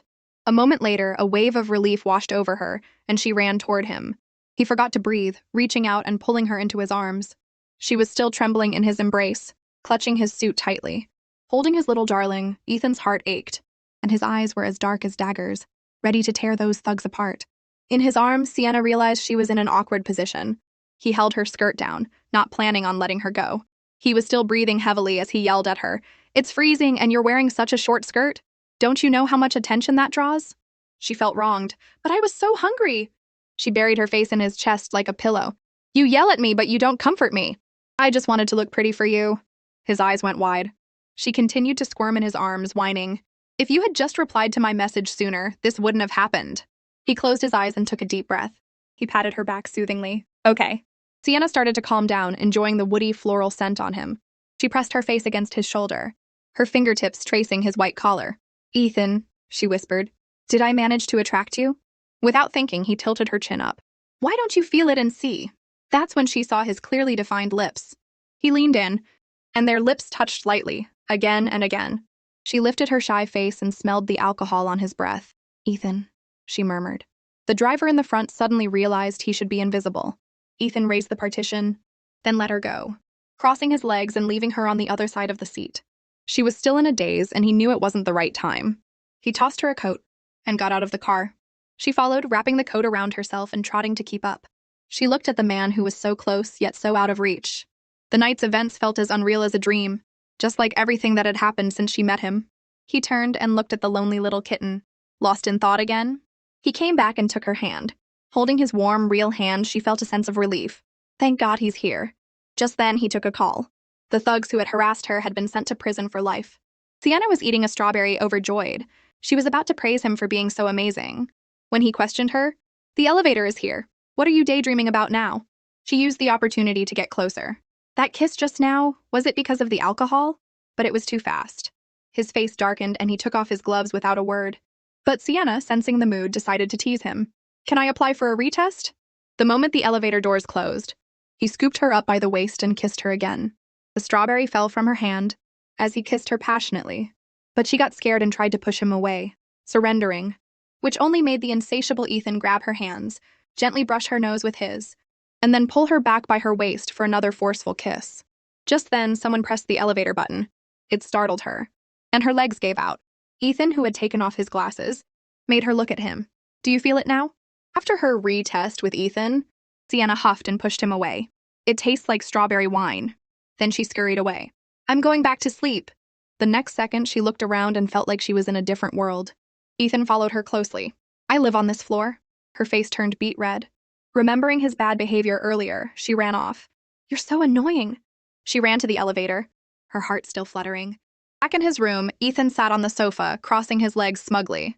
But the memory of her soft lips made his mouth go dry.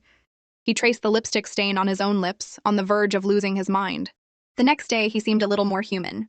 When he glanced at her, she sat primly in the Rolls-Royce and smiled. Good morning, driver. Unsure of what persona she was playing today, she opened a group chat with her fellow reporters and pretended to be on her phone. I can't let one kiss throw me off my game. I have to be the one in control of this relationship. Little did she know, the voice message from a male reporter she was listening to was connected to the car's Bluetooth. Didn't you say you were going to the Fucheng conference with your dad? Making the driver once again wish he were invisible. Ethan's silence was deafening. He raised the partition again.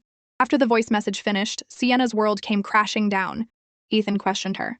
Going out with Dad? Am I that shameful? Her attempts to explain only made things worse. He closed his eyes as if understanding. So you have that kind of preference. Sienna sensed danger. She saw him nodding repeatedly, his words crazed. So you like to call me Daddy. She wanted to dig a hole and hide. She'd better behave, or he really would make her call him that. The financial conference officially began, and they walked in one after the other, becoming the center of attention. Sienna was so happy she hummed a little tune as she went up to the second floor and took the best seat. Sitting in the front row like a fox borrowing a tiger's mite, she was completely captivated by the gathering of industry giants. The little kitten was so well behaved that Ethan wasn't used to it. A few hours later, she started fidgeting, curling into a ball. As her period cramps hit, she anxiously tugged at the tablecloth and a warm hand covered hers. You've been fidgeting this whole time. What's wrong? The pain was getting worse. She bit her lip as another wave hit. She gripped his sleeve, her voice trembling. After this session, I want to go back to the hotel. He worriedly checked her forehead. No fever, but you're sweating. He even brought her legs together and asked coaxingly, What's wrong? She just couldn't bring herself to say it. Last night was too intense. It made my period come early. The moment he realized she was in pain, Ethan wanted to leave the conference and go back to the hotel to take care of her, but a business partner invited them to dinner. Ethan smiled and declined. She's very delicate. She's not feeling well, so she probably can't make it. Just then, his assistant whispered in his ear, Mr. Shai, the hotel front desk just called. Miss Jung's painkillers have been left at her room door. Meanwhile, the little kitten was writhing in pain on the bed, whimpering. The more she tried to sleep, the worse it got, and she couldn't get up to get the painkillers at the door. She fumbled around, and felt a warm hand on a cool phone. She was about to say thank you when her eyes flew open. She turned over and saw him crouching by her bed. "Then what are you doing here? You scared me to death." He wiped his hands with a white towel. "Check your phone. If I hadn't come in, were you just going to let yourself waste away?" Her head was spinning, and a sharp pain shot through her stomach. She shakily sat up. He poured a single ibuprofen into his palm, glanced at the instructions for her size. One should be enough, and brought the pill to her lips, gently tilting her chin to help her take it. As he pulled his hand away, he was lost in thought, remembering the soft touch from the other night. Sienna, still dazed, murmured, "Ethan, water." His throat tightened.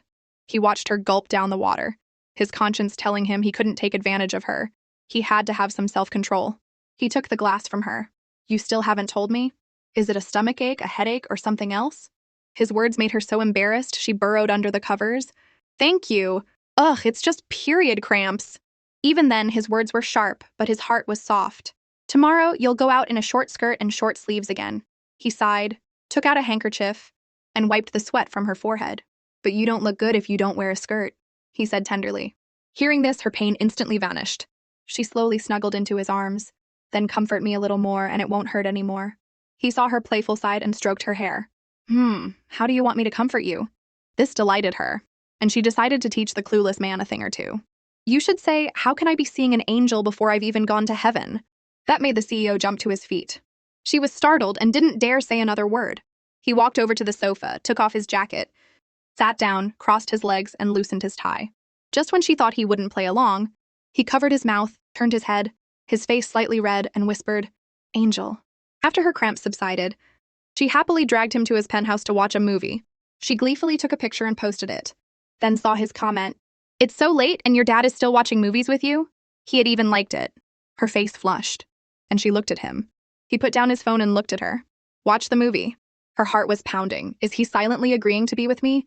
Is he happy too? Finally, she bravely spoke up. "Wow, the back and forth between the main characters at the beginning is so good. Love at first sight, I believe in love again." He crossed his legs. That scene was the heroine's imagination. The male lead is dead. She was instantly embarrassed. She took out her phone, checked the movie reviews, and confirmed she hadn't chosen the wrong film. It was like a revelation. "I didn't choose the wrong one." That made him laugh. The little kitten was furious. "Ethan, you tricked me. He's still alive." His laugh made her eyes widen. "Is it my imagination? I've been seeing him smile a lot lately. Does that mean he's starting to show me more of himself?" She studied him, and after confirming her suspicions, he stroked her hair. "Watch the movie, concentrate."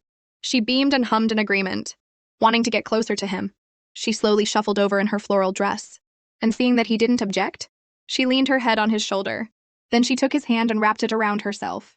The little kitten snuggled into his arms. It was a purely instinctive desire to be with him. By the end of the movie, he had seen it for the second time and felt a deep connection to it. And the unknown risks. Were they really worth crossing so many barriers and suspicions? Because love at first sight was a combination of visual impact and self-delusion. He had never thought he would find himself in that same fog. All it took was a little initiative from her, and he was eagerly walking toward her. When they first met, he had been attending an event and had fallen for her at first sight. That pure smile had instantly captured his heart. But when he had first reached out to her, she had slipped past him. So he too had been willing to believe in an illusion. He looked at the sweetly sleeping girl in his arms. She was no longer the dream that gave him a headache. He leaned in and kissed her. But then he saw her chapped lips and stopped. He had been too rough last time. He gently stroked her hair. "I'll have to be more restrained from now on." He carefully laid her down, covered her with a wool blanket, took out a hairpin, and smoothed her hair, listening to the dialogue of Pride and Prejudice over and over again. After receiving a 100,000 bonus at Finance Weekly, Sienna decided to buy some gifts for her parents before the new year. She got her mother a custom wool scarf and a pair of gold earrings, and her father a watch. She glanced at the women's section, and after some flattering praise from the sales clerk, she impulsively spent 40,000 on a watch for herself. At that moment, her ex-boyfriend's girlfriend appeared. Hearing her ex's name, Sienna glanced over. Just ignore them. She had the two watches wrapped up. The other woman started chattering. "If I found a rich boyfriend, I could buy whatever I wanted too. But I couldn't stomach being with a married man with kids." Sienna was paying and her anger flared. She hit them right where it hurt. "Let him eat. What can I do? My darling won't let me be idle. He insists on pushing me to come out and buy the latest models." Then she made a graceful exit, but not before whispering a scornful taunt in their ears. A wicked person like you will be dealt with by a wicked person like me. From now on, I'll tear you down every time I see you. Soon, Sienna strode triumphantly out of the mall. But her luck was a bit off today. It was pouring rain, and she didn't have an umbrella. Just then Ethan called. Are you done shopping? Which exit are you at? She looked around.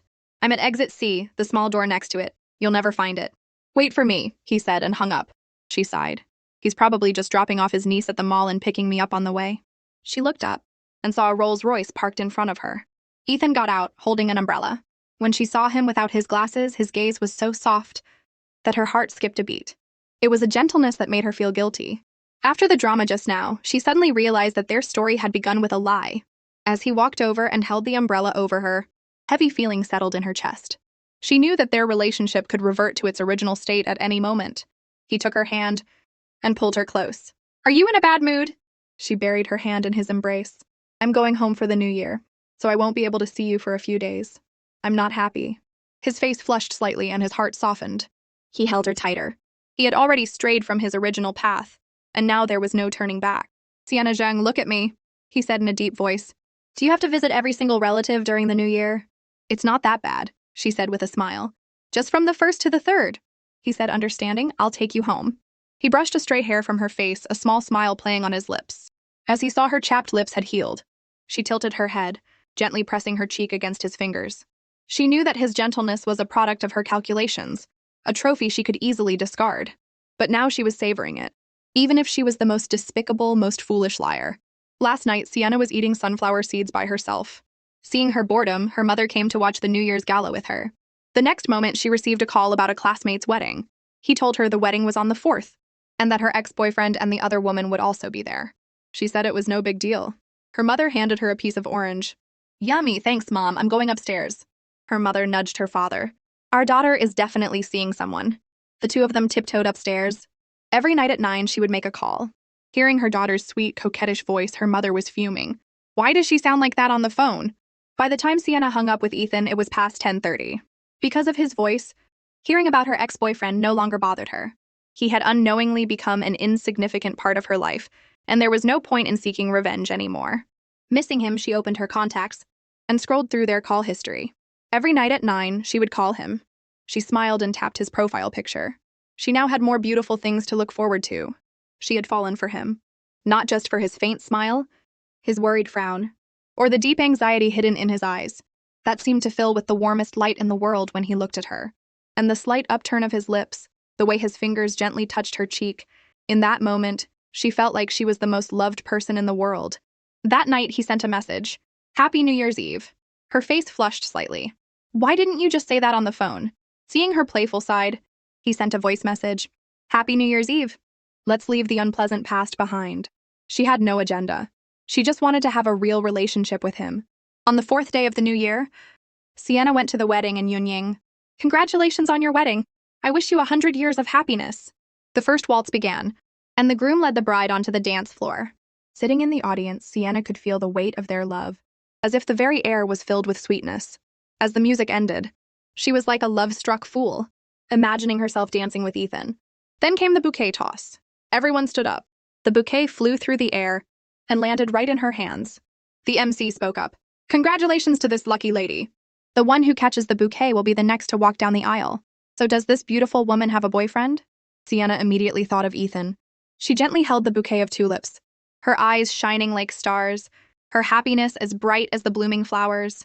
I have someone I like right now, she said with a smile. She then struck a few poses, took a picture, and sent it to him. He first saw the fairy who had descended to Earth, then zoomed in on her picture. Is the wedding fun? It's fun and beautiful, she replied. He smiled, crossed his legs, saved her picture, and canceled all his plans. He just wanted to rush to Shili Union to see his little darling.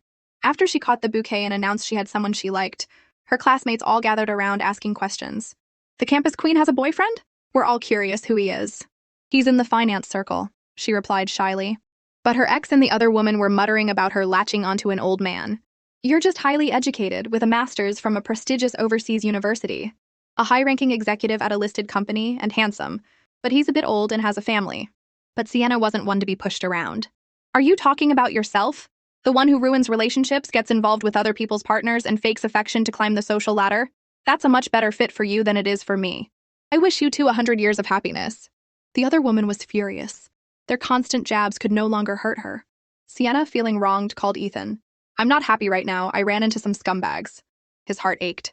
"Don't stay there. I'm behind you." She turned and saw him in a corner in the distance. He had gotten out of his car and was waving to her. "It's not convenient for me to go into your classmate's wedding. Come here, my flower fairy." She hung up overjoyed. She quickly went to her classmate and said her goodbyes. "I'm not staying for dinner. Something came up. I'll apologize to him later." Everyone saw the Rolls Royce and wanted to see the campus queen's boyfriend. As she happily ran toward Ethan with her bouquet, everyone was captivated by his presence. The next second, she threw herself into his arms. "Ethan, you're here!" She was a little excited. "He came to find me." He held his little darling. "You can even get bullied at a wedding? You've grown older, but not wiser." She huffed and gently pinched him, then snuggled back into his arms. He looked down at the flower fairy in his arms, a smile playing on his lips. This trip was worth it.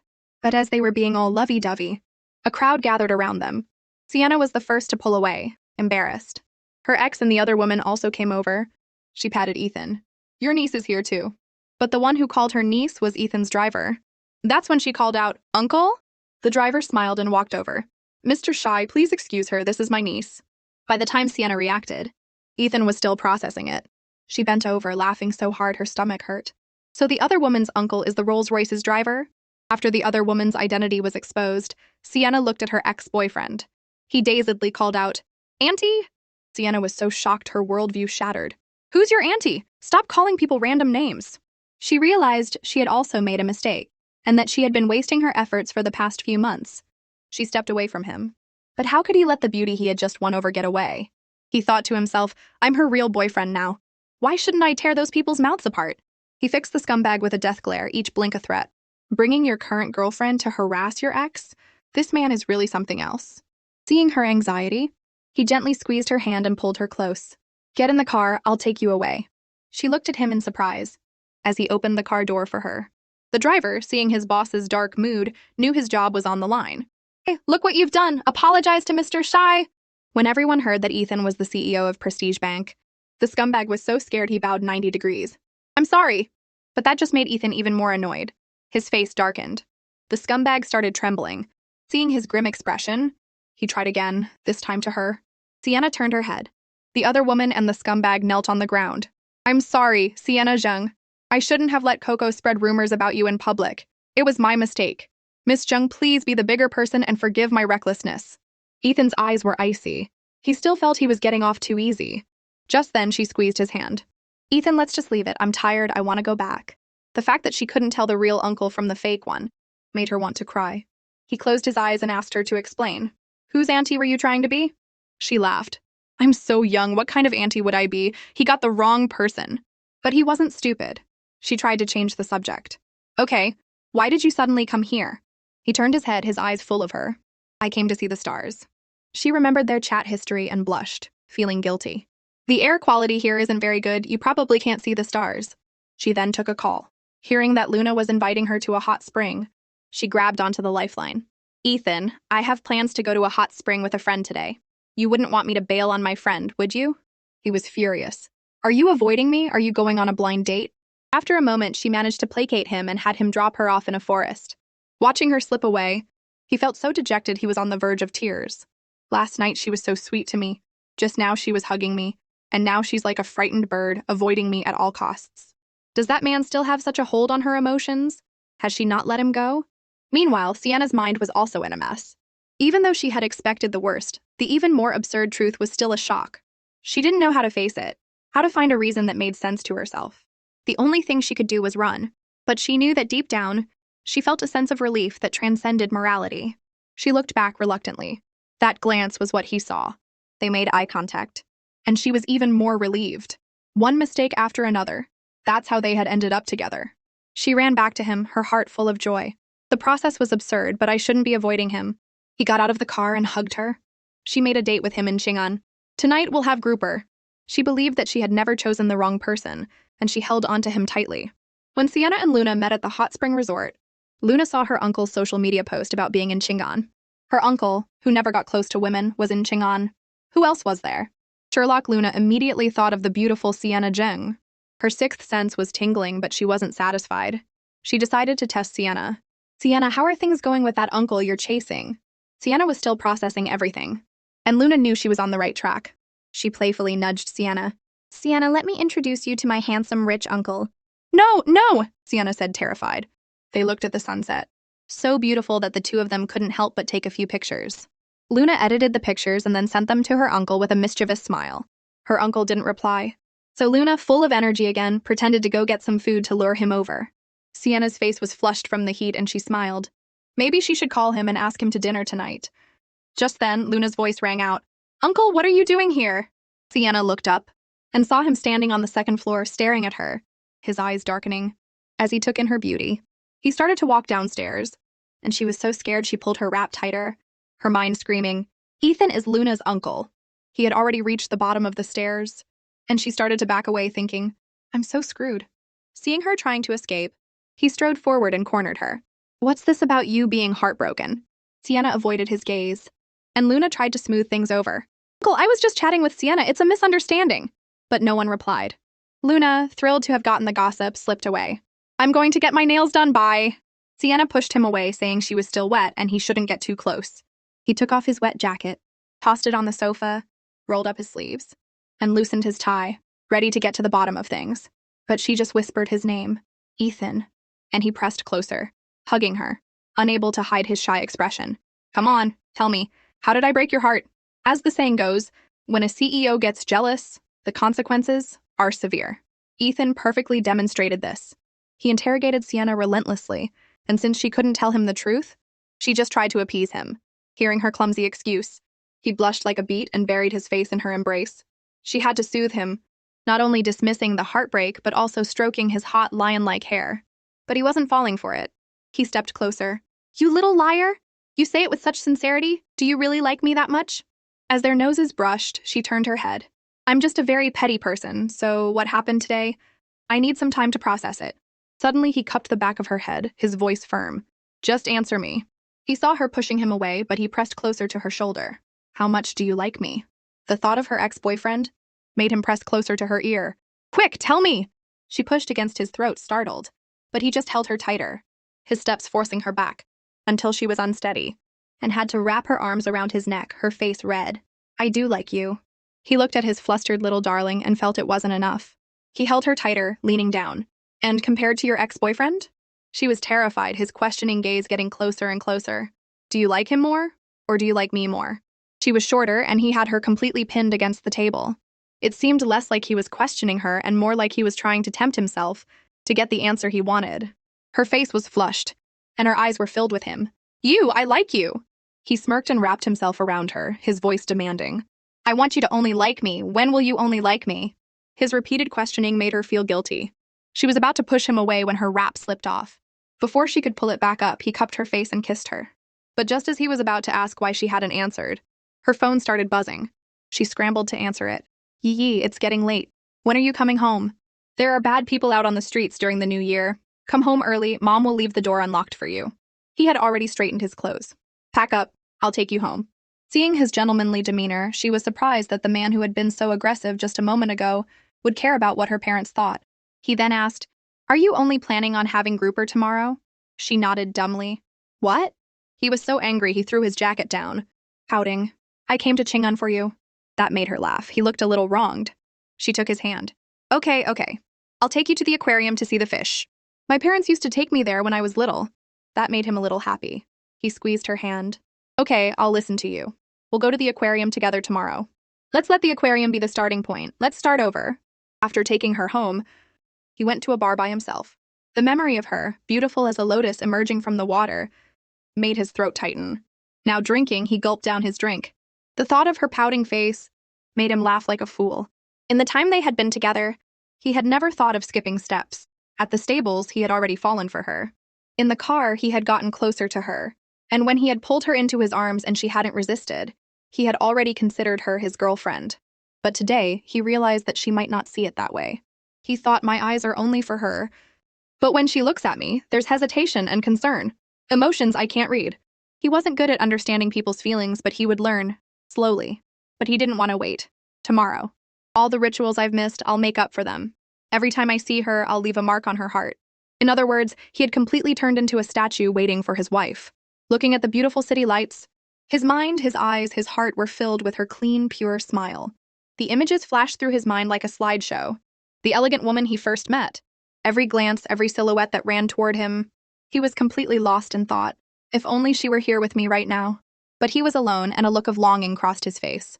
After leaving the bar, thinking about his confession, he decided he didn't need to get revenge on the scumbag anymore. But his driver was waiting for him. Mr. Shi, I want to apologize for my niece's actions. She has already broken up with that man, and I'll have her formally apologize to Miss Zheng. His face darkened.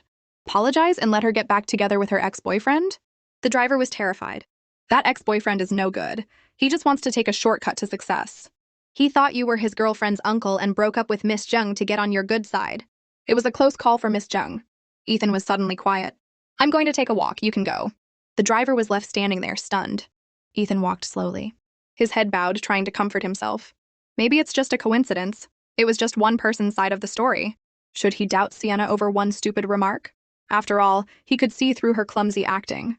But the affectionate looks in her eyes couldn't be fake. Thinking of the terrible consequences, he looked up at the sky, trying to convince himself, the things she said, there must be some truth to them. He stood on the dim street, unable to shake his unease, and called his niece. Uncle, you have to be good to Sienna. Our family's perfect uncle can't be like those scumbags and break her heart. But he asked her, what did you mean before when you said take advantage of her vulnerability? Is there someone else in her heart? Luna was startled and without thinking told him the truth.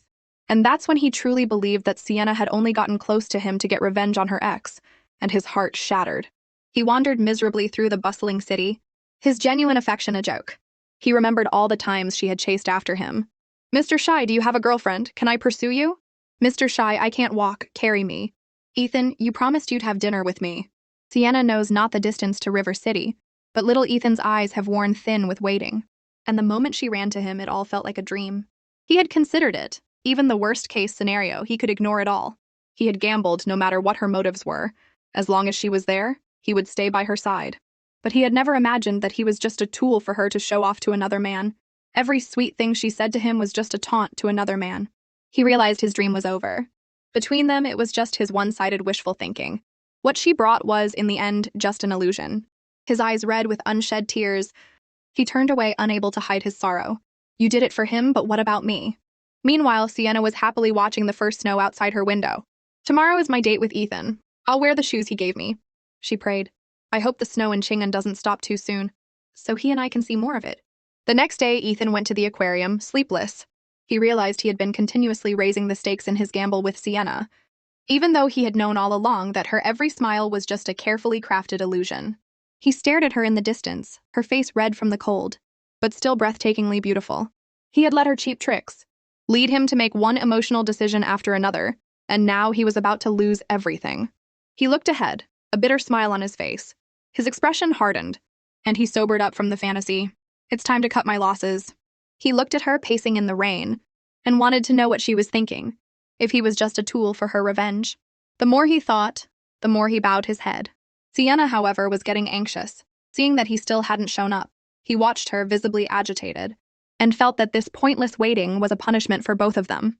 As time ticked by, she called him, Are you not coming? He was standing in a dark corner. Am I supposed to come and play a part in your act? He said in a low voice. He closed his eyes, still hoping.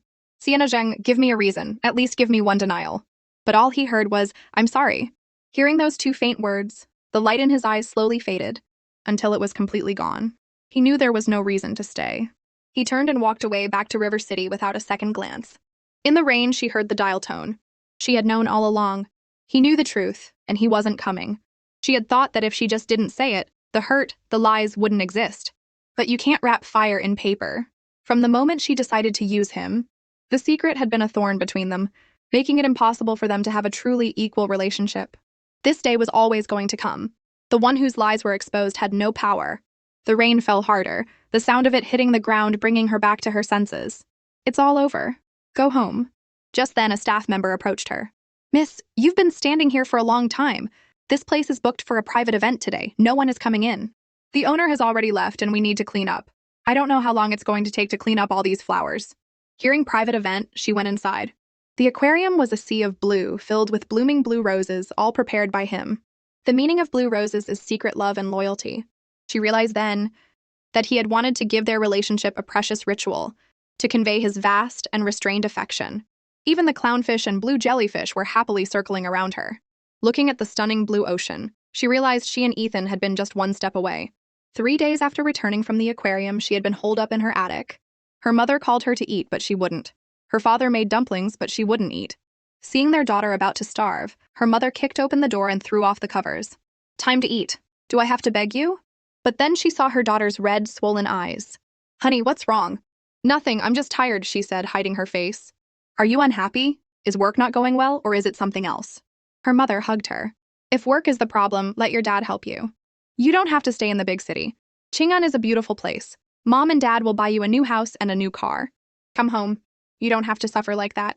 Your health is the most important thing." "Mom, I did something wrong," she sobbed, hugging her mother. "So you made a mistake. Who doesn't make mistakes when they're young? Just don't make the same one again." The light had gone out of her eyes. "But there is no again." "Of course there is. Time is hope. There's always hope," her mother said, comforting her. Hopefully there was still hope. She smiled at her mother. "Mom, I'm okay." Hearing this, her mother took out her phone, a maternal smile on her face. "Come on, get up and eat. And forward the voting link for the most popular teacher at Chang'an First Middle School to your friends and vote for me." Meanwhile, at the racetrack, Ethan was scrolling through his messages all day. He went through his chat history with Sienna, then opened her social media and saw the new voting post. He was so angry he was about to explode. Hearing his friend complain that racing was more heartless than women, he threw his phone down. "It is heartless and ungrateful." Then he got a call from his niece. Luna's stomach problems were acting up again and she wanted to take a month off. He told her to just quit. By the time the New Year holiday was over, Sienna still hadn't contacted him. Back in River City, she threw herself into her work. Everything was slowly getting back on track, including the follow-up work for Cloud Create that she had to face. Just then, Luna came to tell her she was quitting. Sienna was stunned. "Sienna, my health isn't good, so I'm going home to rest. We'll get dinner sometime." She grabbed her arm. "Did your uncle approve of you quitting?" Luna smiled. "He was the one who told me to." Until now, his departure hadn't felt real. But now, with Luna leaving, she truly felt it. He wanted to cut all ties with her. The next day, she went to Cloud Create. Unlike any other time, she came with a personal agenda and with a sincere heart. Even though she had made an unforgivable mistake, she still wanted to hold his hand, to embrace him, to tell him everything that was in her heart, just like before. Even if that impulse was as selfish as ever. Just then, the business partner saw her. "Miss Sienna Zheng?" Ethan turned his head slightly. In that moment, she wanted to see him so badly. She liked him so much. She didn't want there to be no again for them. When Sienna came back to apologize, he was walking past her after finishing an interview. She watched him get closer and closer, full of hope. "I was the one who was wrong. My appearance in his life was a disaster for him." She remembered their first time at the stables, his penthouse, all the little moments they had shared, their first kiss. This time, she wanted to be delusional one last time. She liked him, she wanted to be with him. With that thought, she happily walked toward him. "I won't lie to him again." But he walked right past her, each step making her freeze. As he walked into the elevator, her heart turned to ice. "Isn't this what I deserve? This is how he's always been. With everyone who isn't important." She had thought she was special. She scrolled through their chat history, her hopes still lingering in the dream of the sea of roses. She felt she should explain. But the "I'm sorry" she sent was mercilessly rejected. Her heart ached as if pierced by a thorn. "I'm meaningless to him now." She went back to the office, found his company's email address, and sat down at her computer to write an apology letter. "I know someone with his personality shouldn't have met someone like me. He must hate me. It wouldn't be dignified to keep bothering him. But at least I should convey my apology." After writing it, her period cramps started early. Before she could take an ibuprofen, the pain was so bad she couldn't even hold a glass of water steady. Seeing the fallen glass, she remembered the last time she was in pain, how he had been by her side, taking care of her. But now she was curled up in a ball and he wouldn't appear again. There really was no again for them. The sense of dependence made her sob, crying like a leaky roof. The emotions she had been suppressing for the past few days finally burst, and she started crying uncontrollably. Just then, a colleague came over. "Sienna Zheng, Professor Jiang has agreed to your interview." She started laughing through her tears. "The one from the US? That's great. I've been trying to get him for a year and he finally agreed." Meanwhile, on the top floor of Prestige, Ethan stood in front of his private jet, remembering the time she had come to find him. As the elevator doors closed, she hadn't even looked back once.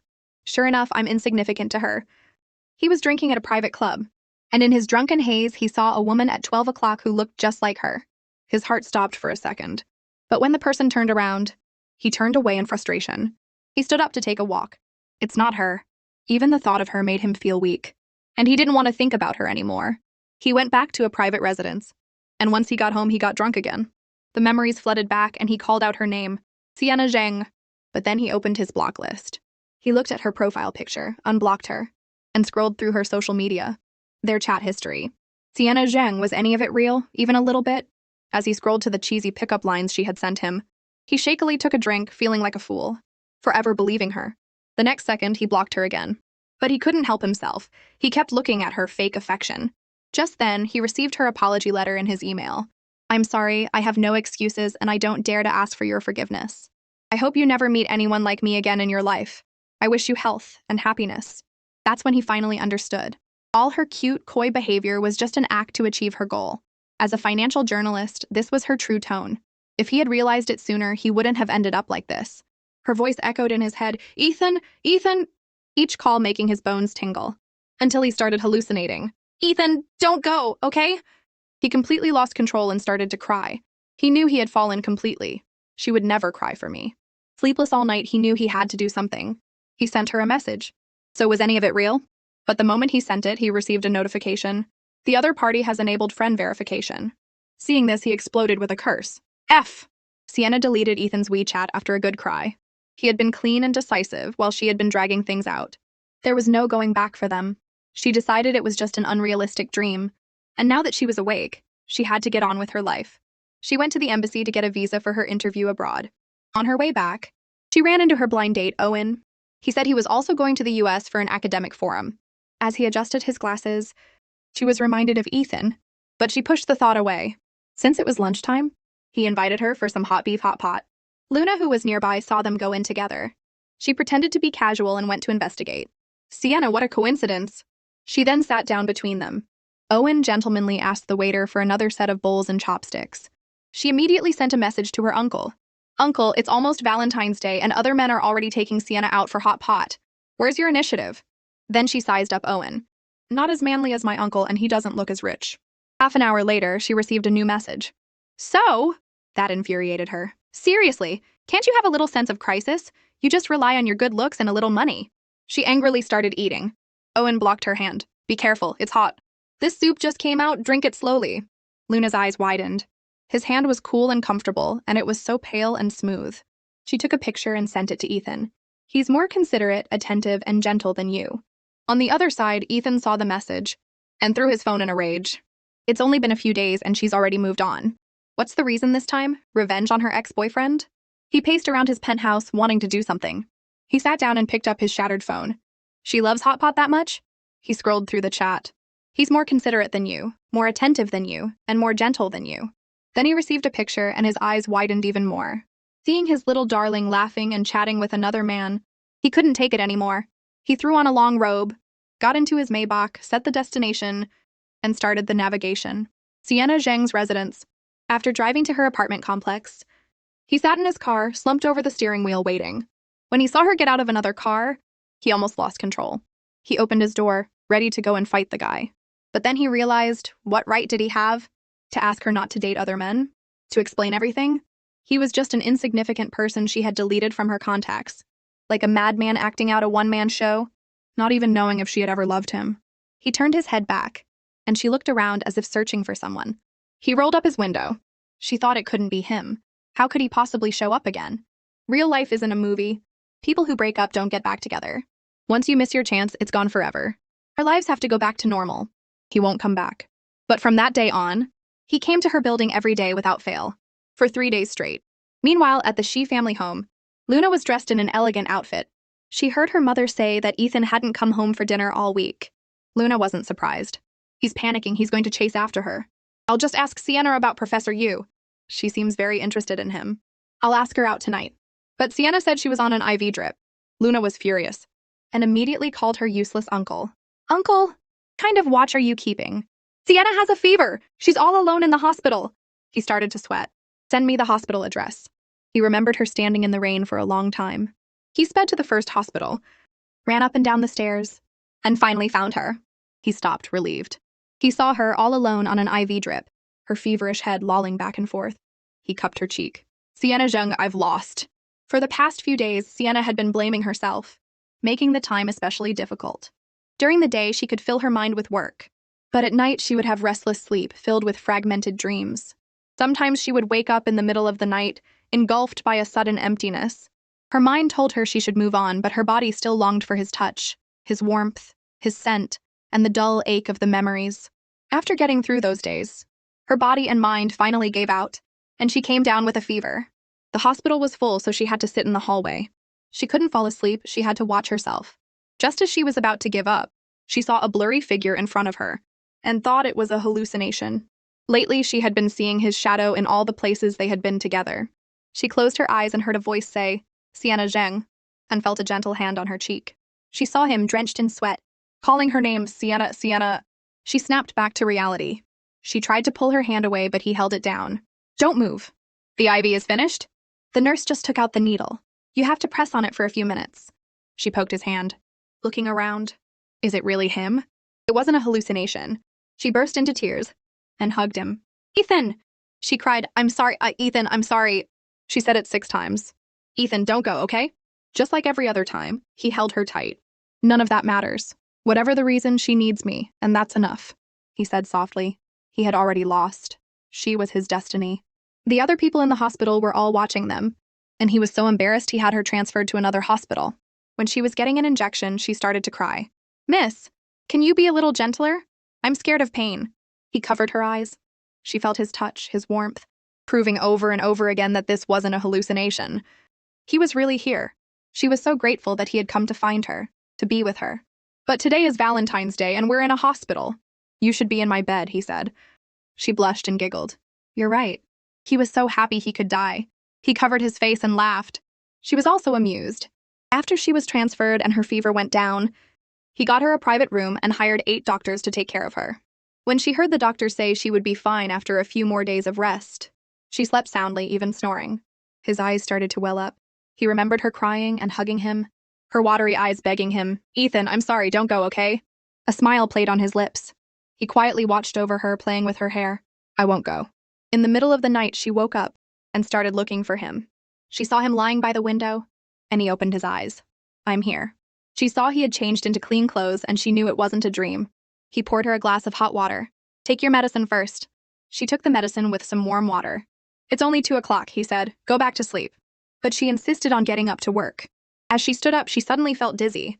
He came over, scooped her up in a princess carry, wrapped her in a thick scarf, grabbed her laptop, and told her not to move. I'll take you home. Suddenly, she saw his shattered phone. A call came in, and a man's voice said, That Fiona seems to be interested in you. She stared, wide-eyed. A talented, beautiful, and single young woman like her is really rare. He didn't listen to the nonsense and told her to hang up. She thought of that Fiona, how they had met at a banquet.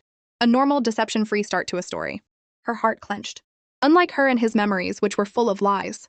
He gently placed her in the car, and she grabbed his hand. Ethan, I wasn't completely lying to you. He looked at her clearly. Oh. Then he leaned in and fastened her seatbelt. Then what about Fiona? What do you mean by see how you perform? She was still dizzy. Performance opportunity? She decided to perform now.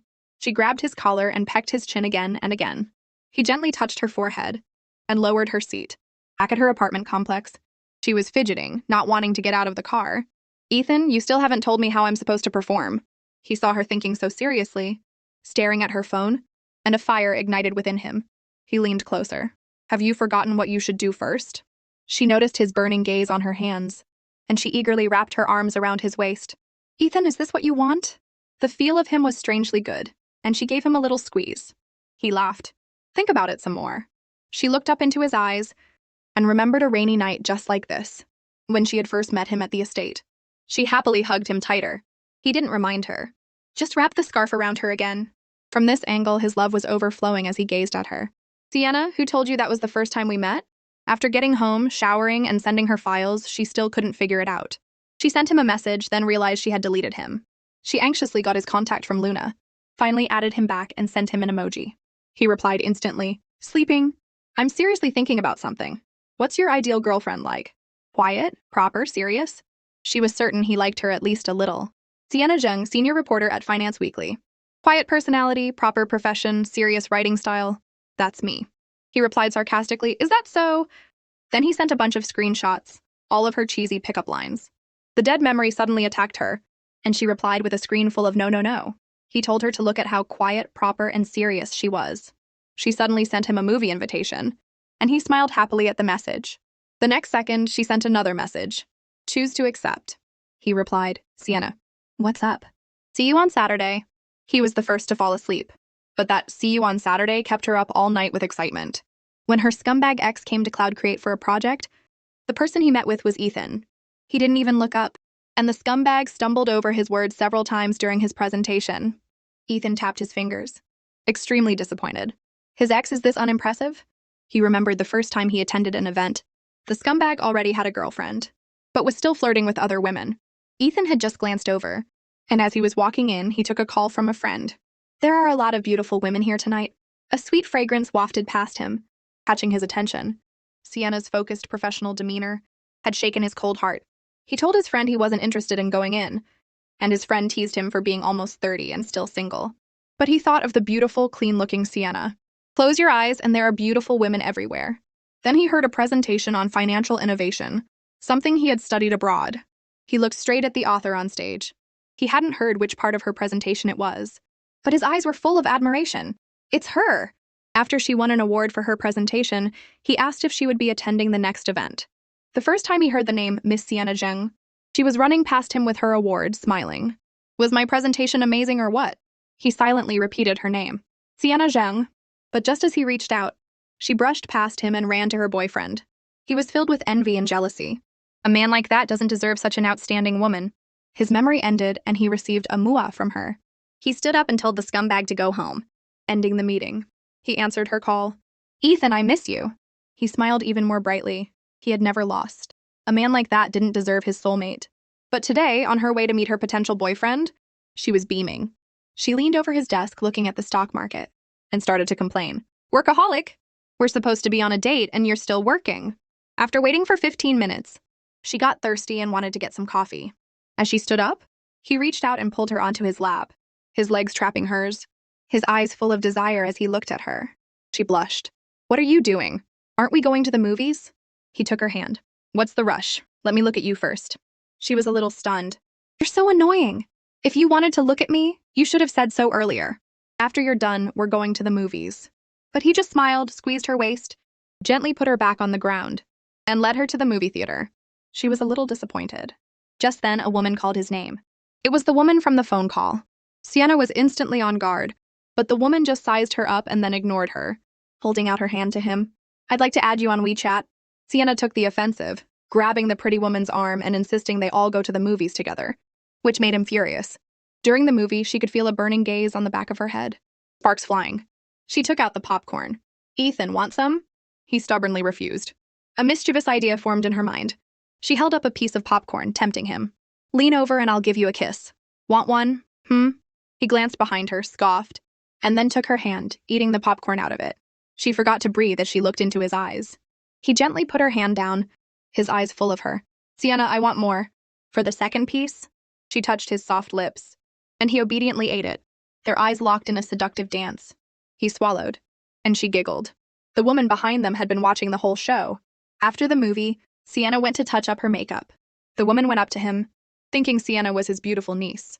She's not my niece, he corrected her, but she is very beautiful. The woman still didn't give up and invited them to dinner. My little darling is a bit shy, he said. Sienna came back and saw them talking, her heart sinking. She saw his car and huffed. He's not just going to the movies to see a movie, is he? Seeing him about to go back to the office, she called out, Ethan, the breeze feels so nice. I don't want to take the car. Will you walk with me for a bit? He had one foot in the car. It's almost dark. You want to walk back? She dropped the pretense. What's wrong? Does the service have to be all-inclusive? That made him laugh. I'm serving you. She knew she had gotten carried away. He threw his jacket down and approached her. Who was the one who wanted to perform today? He leaned in, their foreheads touching. She thought, push him away. If I don't go now, I'm not going. He grabbed the back of her head and cupped her face, leaning in. Sienna stood on her tiptoes, hugged him tightly, and slightly parted her lips. But he just laughed in her ear. You dropped an earring, you know. Did you think I was going to kiss you? Yes, she said. He stroked her hair, saying he didn't have a habit of kissing in public, and put the earring back on for her. She grabbed his arm and made him walk with her. As the sun set, his presence finally felt real. He was really back, right in front of her, within reach.